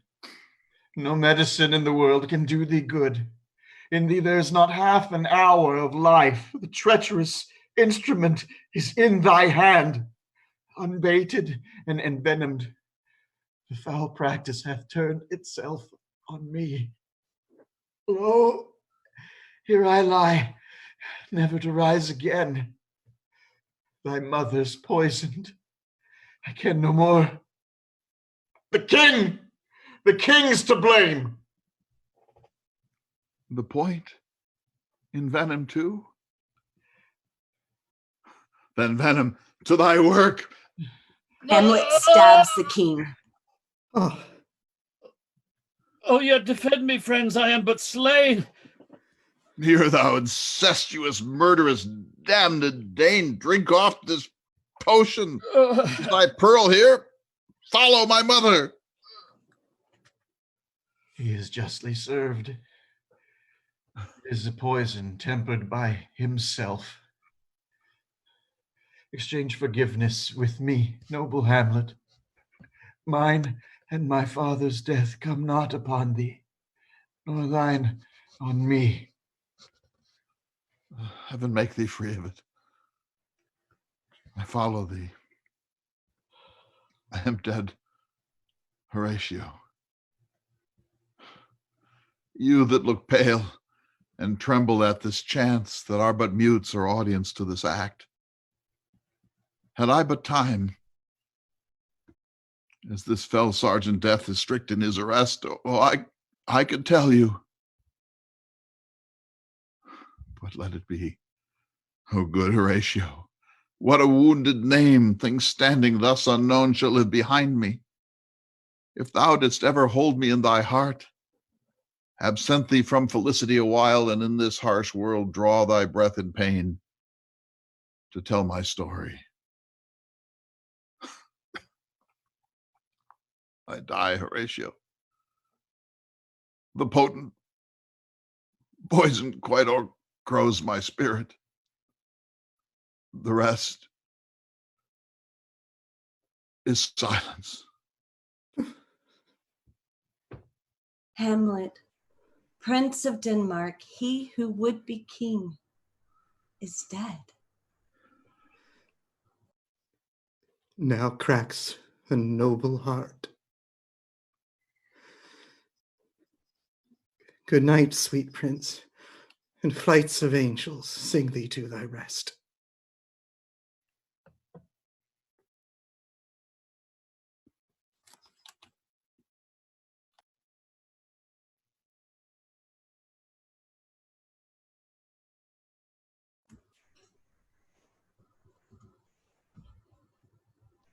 Our tale is now told. This was William Shakespeare's Hamlet and our premiere production for Wisdom Heart Theater. We thank you and wish you well.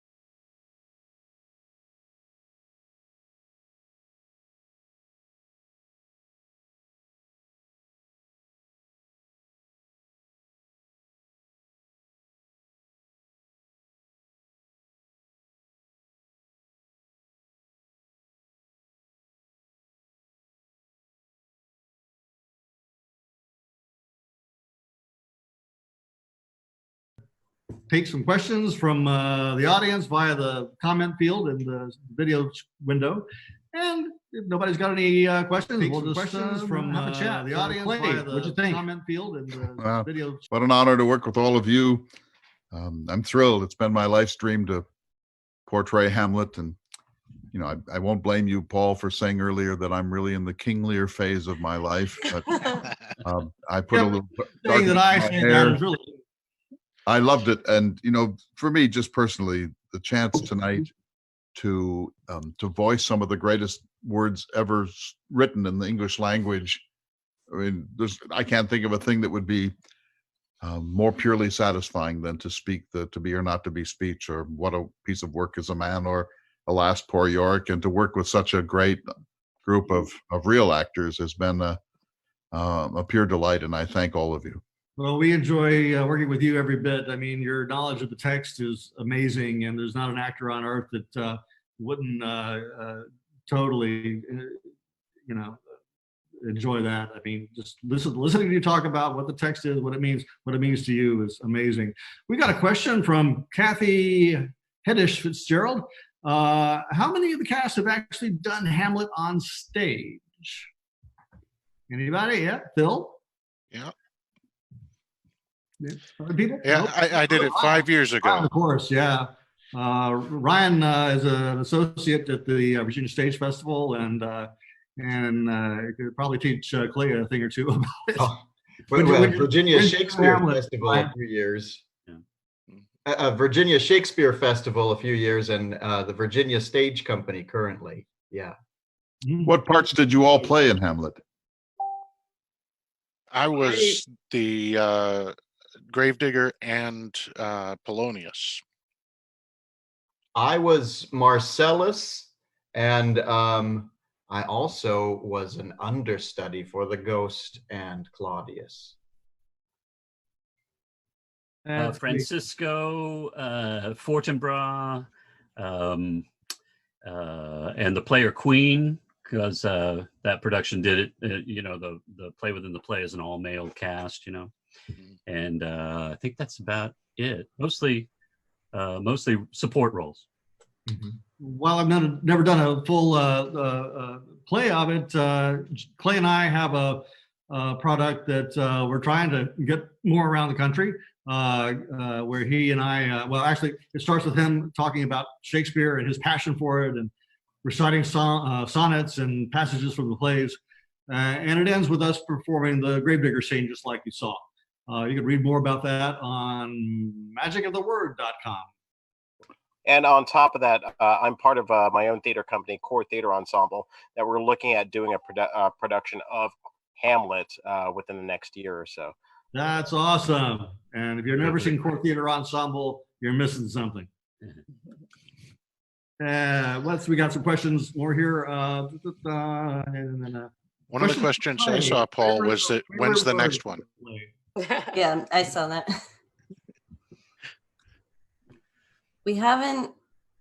We've talked about doing another one, but we haven't, of course, got into any kind of planning for that. This was pretty much a response for being locked in. Stacy and I were just starting out our auditions for our first real show on a stage. And then the crisis hit and we had to postpone those plans, just like all theaters everywhere. But we wanted to keep the momentum going, and plus there was all these great actors who were really looking for something to do. So here we are. We chose Hamlet. I'll be the first to say, because Clay loves it, and Clay would come in as Hamlet, and I love working with him, and I'm glad all these guys got a chance as well. Yeah. Clay, what's the favorite of passages or words in this play? Well, it's hard to decide. I just am so fond of What a Piece of Work is a Man, because it's sort of the epitome of the Renaissance humanist view of human potential, and the way that Shakespeare handles it after Hamlet goes into this sort of lofty rhetorical flight about human possibility, and then he says, "Well, what to me is this quintessence of dust?" And the word quintessence is actually a technical chemical word from alchemy. It's the fifth essence. So you distill and distill and distill and distill, and the fifth distillation is the absolute essence of a thing. And so I just love that. But, To Be or Not to Be is probably the most quoted passage in English literature, certainly one of the most quoted passages in Shakespeare. It's virtually impossible to figure out how quite to do it.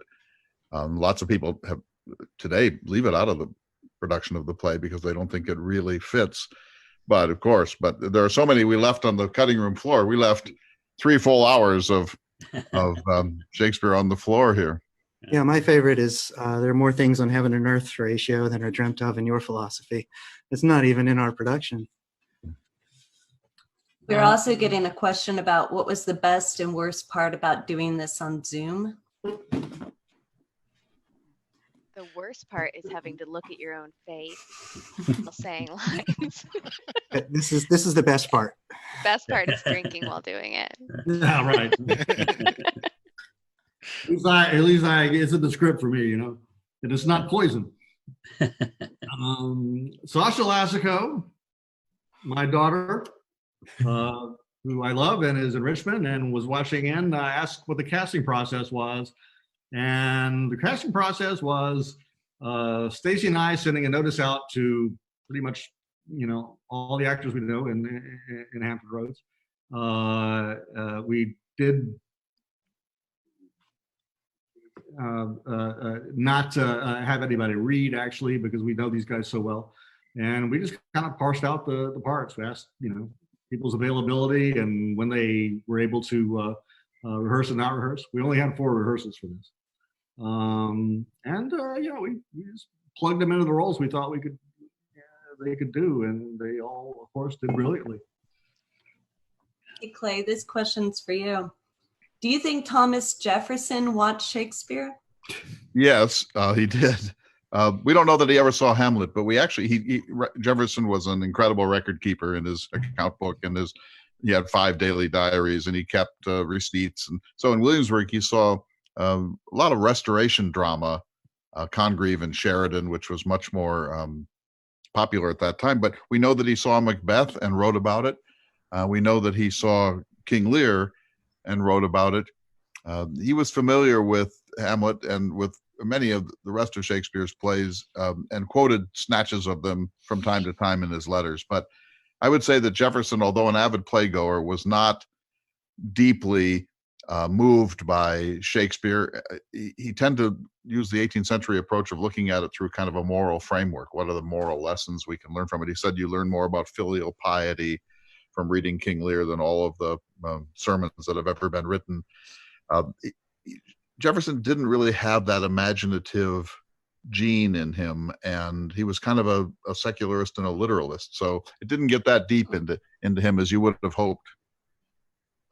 We're getting positive feedback on how we're doing this on this platform and being able to pull it off, I guess is a way to put it. Yeah, I would say I've learned a lot about how this Zoom format can really work for things like this. I work with another theater company, and we're starting to do play readings just amongst ourselves, and I've learned a lot about how to present that in this process. And I think this is a very doable format for this crisis on how to get actors working, directors working, producers representing their brand. And I think it's really quite doable. It was really fascinating and fun to do. If it wasn't here, I'm just going to give a shout out to Matt and Zoe really quick for all of the technical work that you've done. I really appreciate it. We're not seeing Zoe on screen, but she's doing the behind the scenes work. Yeah. And Matt also composed the lead in and lead out music. What did you call it, Matt? Muted. To dream or not to dream? Dream or not to dream. Another question, Julie Booth, Chris Mixon, tuning in from Oregon, ask, we just talked about the rehearsal process for rehearsals, and she's asking what the tech setup was. So Matt, can you tell us how you did it? Yeah, basically everything was done through Zoom by minimizing all the windows except for the main window, switching back and forth between speaker view and gallery view. And when you're in speaker view, whoever's the host of the event, who's broadcasting the event, just double clicks on whoever they want to pull up full screen. And so they're just kind of acting like somebody in a tech booth at a TV station. And that was Zoe's job, Stacy's daughter, during the actual performance. How did you get into Facebook Live?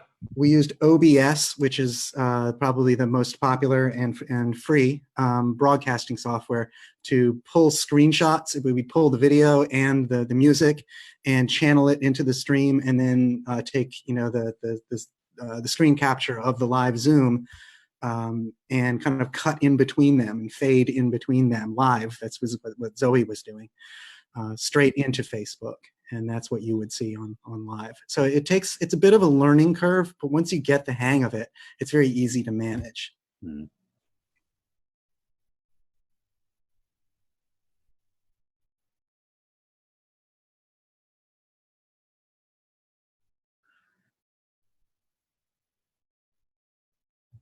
Thank you. Oh my gosh, what a great job you did. You swooped in and saved us, so thank you. Here's for Courtney Bradford McMurrin. Oh no. Check him out. Says, we were all blown away by this performance tonight, and I was wondering, how did you get there as an actress? And were you acting when Hamlet said, "Get thee to a nunnery," or just feeling Catholic guilt? It's Catholic guilt that is buried deep within my heart, and I can pull that out at any moment. My grandparents made sure of that, and it works out well for me. So it wasn't acting. I drowned, and that's about it.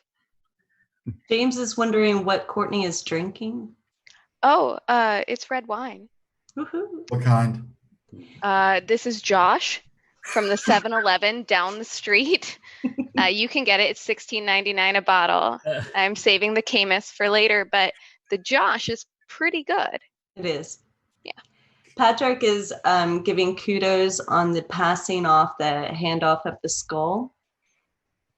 No, thank you. That was the smoothest it ever went.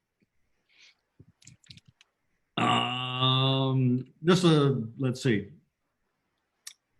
Some James Mordarski is, I hope I got that right, is still wondering what Courtney is drinking. It's still red wine. He also commented that we've invented a great format. Thank you very much, James. This one's for Matt. Was the cat appearance planned, or what's the cat's name? All right, just a second. Talk to them. Here, tell you what, to answer that, I'll bring the co-star on board. This is Isabeau. And no, that was not planned. She just wanted to participate. Basically, anytime I sit down in a chair, I become the chair. We spent weeks training that cat. Come on. Sorry, I've used up all my clever retorts for the week. So thanks, Paul. Another great comment. Here in Seattle, all the theaters are closed and my season tickets donated due to the plague. And thank you very much for that. Yes. So this has been such a treat for me. Thank you. That's Mary Thomas. I'd like to say, we're more than happy to do this for free. We had a great time, but if you have it available, please support the performing arts organization or performing artists of your choice if you can. This is a very, very scary time for everybody, but for people that rely on crowds of people to make a living, we'll be back. We will be back. Let's see what we got. Somebody asked if the next thing is Macbeth. We will let Core Theater Ensemble do that one. Say 12th Night. Or what you will. 12th Night is a short play. It's a great play. It's his most bittersweet comedy. I like that one, Clay. Yeah, it's great, isn't it? Well, you want to do a little reunion in a couple of weeks and do 12th Night? There we go. Why not? I What have other nothing role else can I going play on. that I'm too old for? I just want to share this. We're getting a lot of comments from theater people, either in the field or people who enjoy watching, saying thank you, that they are missing theater and that this was a gift and a treat. So thank you. It was absolutely our pleasure. They're also asking if we're taking donations for our theater. We are not. It's, the theater exists, and Stacy in my mind and anybody else who wants to come along to play. The concept behind Wisdom Heart Theater is we plan on producing contemporary plays. This is a very specific aesthetic, and it's subject to change. But once we get going, the idea is to produce contemporary scripts that are have a heavy theme in human relations. Not many plays don't, but we're going there. Human interpersonal relations is something we want to explore, and we will be doing it in very, very small alternative venues. And we tend to never ever have a house of over 50 people.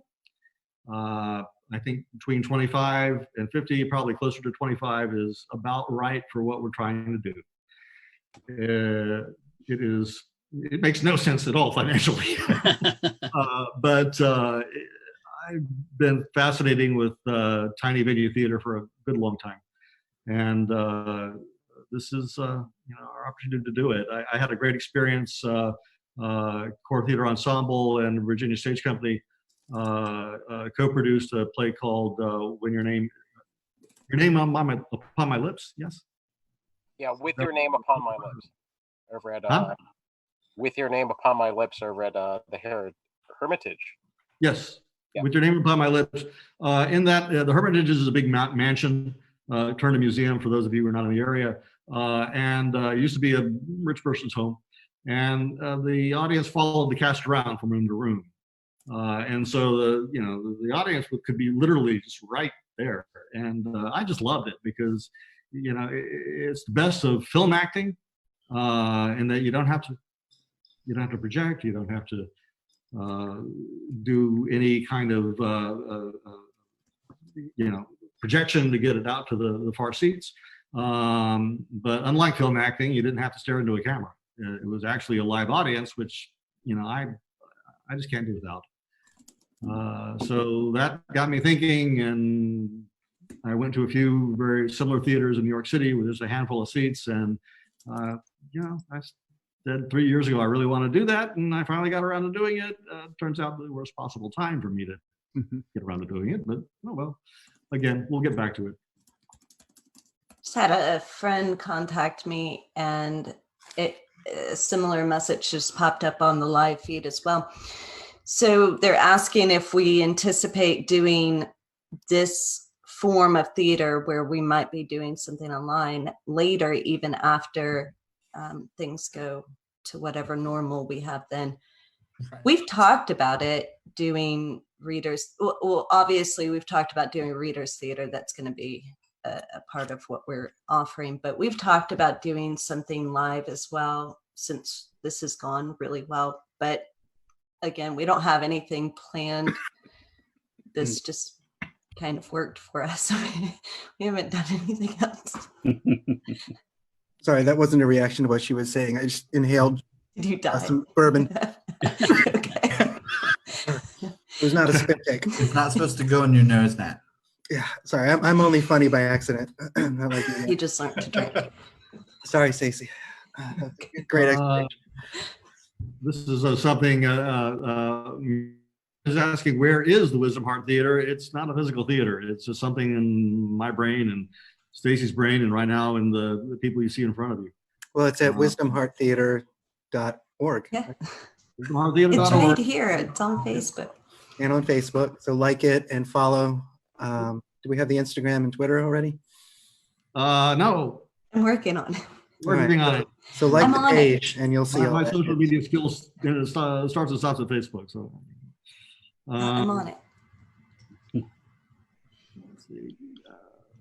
But yes, there's a really nice question on there. Any advice for young thespians who will be performing using this format for a future performance? Great. What might a less experienced actor need to consider? Hey, Ryan, why don't you take that one? As the least experienced actor, I had a lot to consider. Gosh, to me, I found this to be such a challenge because you are looking to a camera sometimes, or you're looking down here to your script sometimes, and you don't have opportunity to interface like you'd hope to. I mean, your head's this big and it's down here in the corner. And so you want to look to your partner to see if you're getting what you want, to see what affect your tactics and if you're winning, if you're losing, what you're doing. And so it's such a challenge.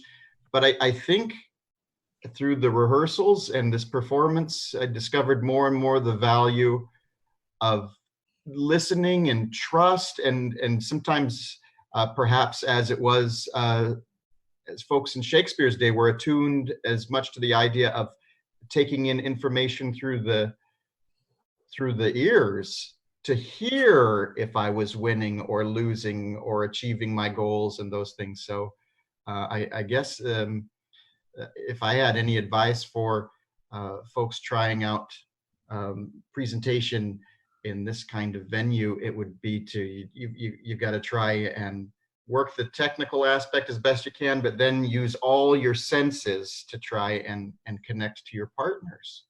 Is that an answer? I would say too, you want to just from a purely logistical standpoint, you want to keep your script and the lines that you're on at that moment as close to the level of the camera and as close to centered on the camera as you can, so that you can come across to the audience better. Mm-hmm. Yeah, it's really kind of fascinating because in the old days that you learned stagecraft and then you learned filmcraft. how to work a camera for those commercial auditions and how to work, how to go in for a theater audition. And this is really the melding of those two things, which is beautiful because there's so many more auditions are happening on camera. Like I'm submitting so much more on camera for auditions. So I'm learning that medium. Well, this is, in terms of what's going to be required of directors directing a play in this format, as the tech improves and becomes more fine-tuned, I think it's really thrilling what the potential is here in melding the theater world and the film television world together in a format that is kind of brought about by necessity. Yeah, I definitely agree. It's been hard. We joked about having to look at our own faces, but we're losing so much of the physicality that we would get to bring on stage, listening, but also trusting in the idea that your partners are tracking along, even if you have a technical blip and you can't hear them or they're delayed a little bit, and making sure that you can trust in that idea that you can be calm and you can deliver your lines as the pace is supposed to go, and trust in that, as opposed to trying to rush it because you're just trying to get the words out. I think that's really important because we know that we are in some sort of weird delayed world that we're working in. And just knowing that they're there and they're doing the same things you're doing, and not being scared to trust in a little bit of that delay or silence to say, I know the pacing of But this, and I'm not afraid to listen. the question also, about people who are just starting out, and so believe me, I'm one of them. But what I found in doing this is that, first of all, the tech, I'm really thankful to Zoe and Matt for their great tech work.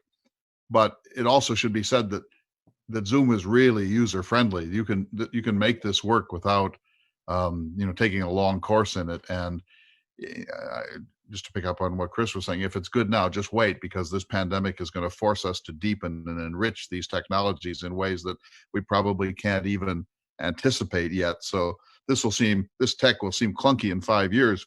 That's one of the good things that's going to come out of, I think, this world crisis. But for the other thing I always stress when I give lectures about Shakespeare around the country is that you shouldn't be intimidated by Shakespeare. We all are made to be intimidated because he's Shakespeare and the way that we were taught in schools and so on. But it's not as inaccessible as it looks, and there are great resources now. The films of Shakespeare's plays are world class, many of them. This is the great age of Shakespeare films, from Kenneth Branagh to many other filmic versions, and they're not the old way where there was a camera shooting an archival film of the stage play. This is true film, and that really brings the language home in a way that it doesn't when you're 75 or 150 feet away. And there's also a series of books that I recommend called No Fear Shakespeare. And on the left-hand page is the actual text of Hamlet, and on the right-hand page is a modern prose paraphrase. It's not always a great paraphrase, but it always tells you what's going on. And so you read the actual sentence and think, I'm not sure what that is, then turn to the parallel text, that it's a modern prose paraphrase, and then go back to the original. And it really is a great tool that didn't exist even 20 years ago for people that are trying to make sense. I wonder what Paul and the others think, but for me, the actor has to know what's going on. I mean, it's one thing to be able to say the lines, but you have to sort of figure out what's actually happening here. What are the tensions and the dynamics? And a lot of Shakespeare is sort of convoluted to a modern paraphrase. So you have to go through that really hard work before you get comfortable. If I may jump on that also, I mean, the closest thing that this parallels that people are familiar with is this idea of a radio play, where radio play is all about, way back in the day when radio plays and radio serials were a thing, it's all about people telling you a story. And it was a weekly thing, and they told you a story. So this sort of medium actually forces you to go back to that with this strange addition on top of that you could actually see the person that's saying it. But the biggest concern is keeping the story going, right? There's a rhythm to it. There's an engine to the entire story. that we are all in tune to, where it's like, I know this thing needs to happen. There's my line. Let's keep going. So it's an interesting challenge if anyone's going to jump into this medium that, we're all discovering now. But it forces us to pay attention to the rhythm of the story. And I think the beauty of that is that that's what Shakespeare is built on, is this iambic pentameter, this rhythm, this heartbeat to the story itself within each scene. So it's viable. It's cool. I think it works well. And as an actor, it's really lovely to be able to sit back and, when you're performing on stage, you sometimes go to the green room or you go to the dressing room and you kind of put pause on what's happening on stage. This really helped to keep you in it the entire time. So it was lovely in our rehearsals to be able to hear the story throughout, because you were there, you had to stay there. So I think that's going to work really well for anyone that chooses to use this medium in the near future. I have two questions. One for the actors, good or bad, I guess, as far as not having an audience to play to. How did that affect you? And also, what have you learned from doing this that has made you a better actor? Like one thing that has made you a better actor. It's funny. I've had this conversation because I also work at a bar where they do drag shows. And drag shows are a lot like theater, to where you have an audience interaction. And it's really been a really different experience, for the fact that you kind of thrive and you kind of change and you kind of mold with the audience, because the audience is almost like another character when you start having live shows.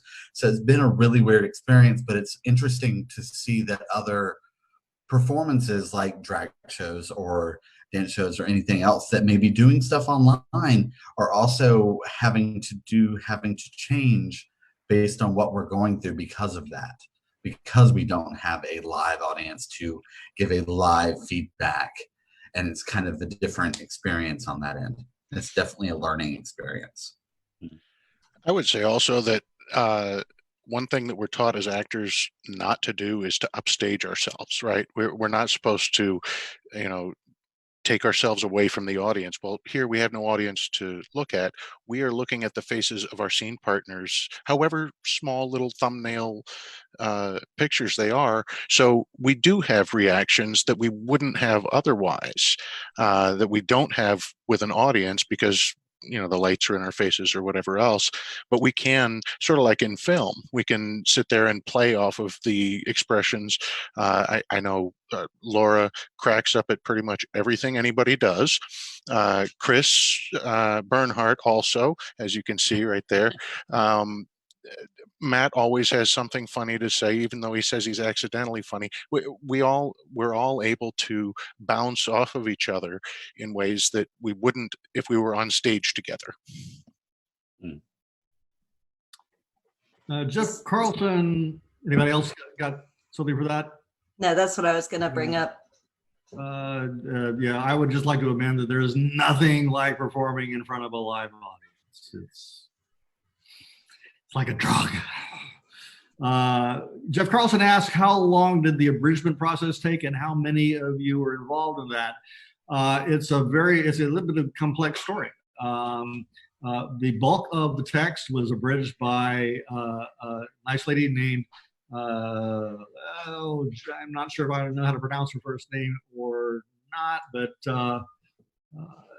Jenny or Janae Dahl at an organization called Drama Notebook at dramanotebook.com. They're an educational resource that abridges, among other things, they abridge Shakespeare scripts and sell the royalties, licenses to them at very, very, very low prices for educators or anybody else. And I called them and said, is it okay we use it like this? And they said, yeah, great, fine. $10. It was crazy. The other person that helped abridge it was Catherine Hammond at Old Dominion University. She wrote the gravedigger scene, graveyard scene, and adapted that from a folio edition, I think. And she directed the scene when Clay and I performed it a couple of years ago in Norfolk, and continue to perform it as we can, wherever we can. And then there was a lot of tweaking the text as we went on. Clay did a lot of deciding that, you know, this is kind of, it takes a lot of chutzpah to cut the half of the to be or not to be speech, so we're going to add it back in. And like, yeah, fine. And, you know, he had a lot of great suggestions to how to keep the good stuff in and keep it rolling.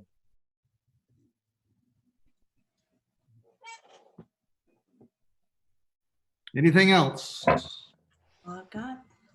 All right, guys. I want to say a word about live performances. I love to perform in front of people, but this was so interesting, and I agree with what's been said. Being able to look into the screen and see all of you was an audience. If you had asked me, and I'm not an actor, to just sit here alone for 2 hours and do something, I wouldn't have been able to do it. You know, you have to have something to play off of. And I've had all of you, and that's been a tremendous thing. You know, I've been watching, like, if you've been watching Stephen Colbert, boy, he sucks without an audience. But Bill Maher is good without an audience. I mean, different people can do it. But if you watch Stephen Colbert do his monologue now, it falls so flat without the audience there to feed him. And that's so important, to feed the performer. But it's also important that the laughs cover up for whatever's lame in the humor. So we're fortunate we have this. Zoom is just such a miraculous technology that we can look at each other as we mouth our lines. Yeah. One quick shout out that I neglected. Like I said, there's so many people we need to thank that we couldn't possibly get them all. But Jen Baker is viewing the broadcast tonight. She is a costume professor at Old Dominion University, and she constructed the Gravediggers getup, which, you know, by the way, Jen, I really need help with that wig. Okay, it's kind of falling apart. But you know, she's a wonderful woman to work with. Works closely with Catherine Hammond, the editor of the Gravedigger scene, and we thank you both. And with that, ladies and gentlemen, thank you. Please, first of all, a huge round of applause for Clay. Go to jeffersonhour.com, jeffersonhour.com, or read about him on Wikipedia. He is the man. If you haven't heard his radio show, tune in on it online, and call your local National Public Radio affiliate and demand that they put it on. To my cast and crew, I love you. Thank you so much for this from the bottom of my heart. It was a wonderful experience, and thank you so much for helping us kick off this this project of Wisdom Heart Theater. And to the audience, thank you for being here. Yeah. Thank you all. Bye, everyone. Good night. Good night. Good night. Good night, sweet prince. Good night.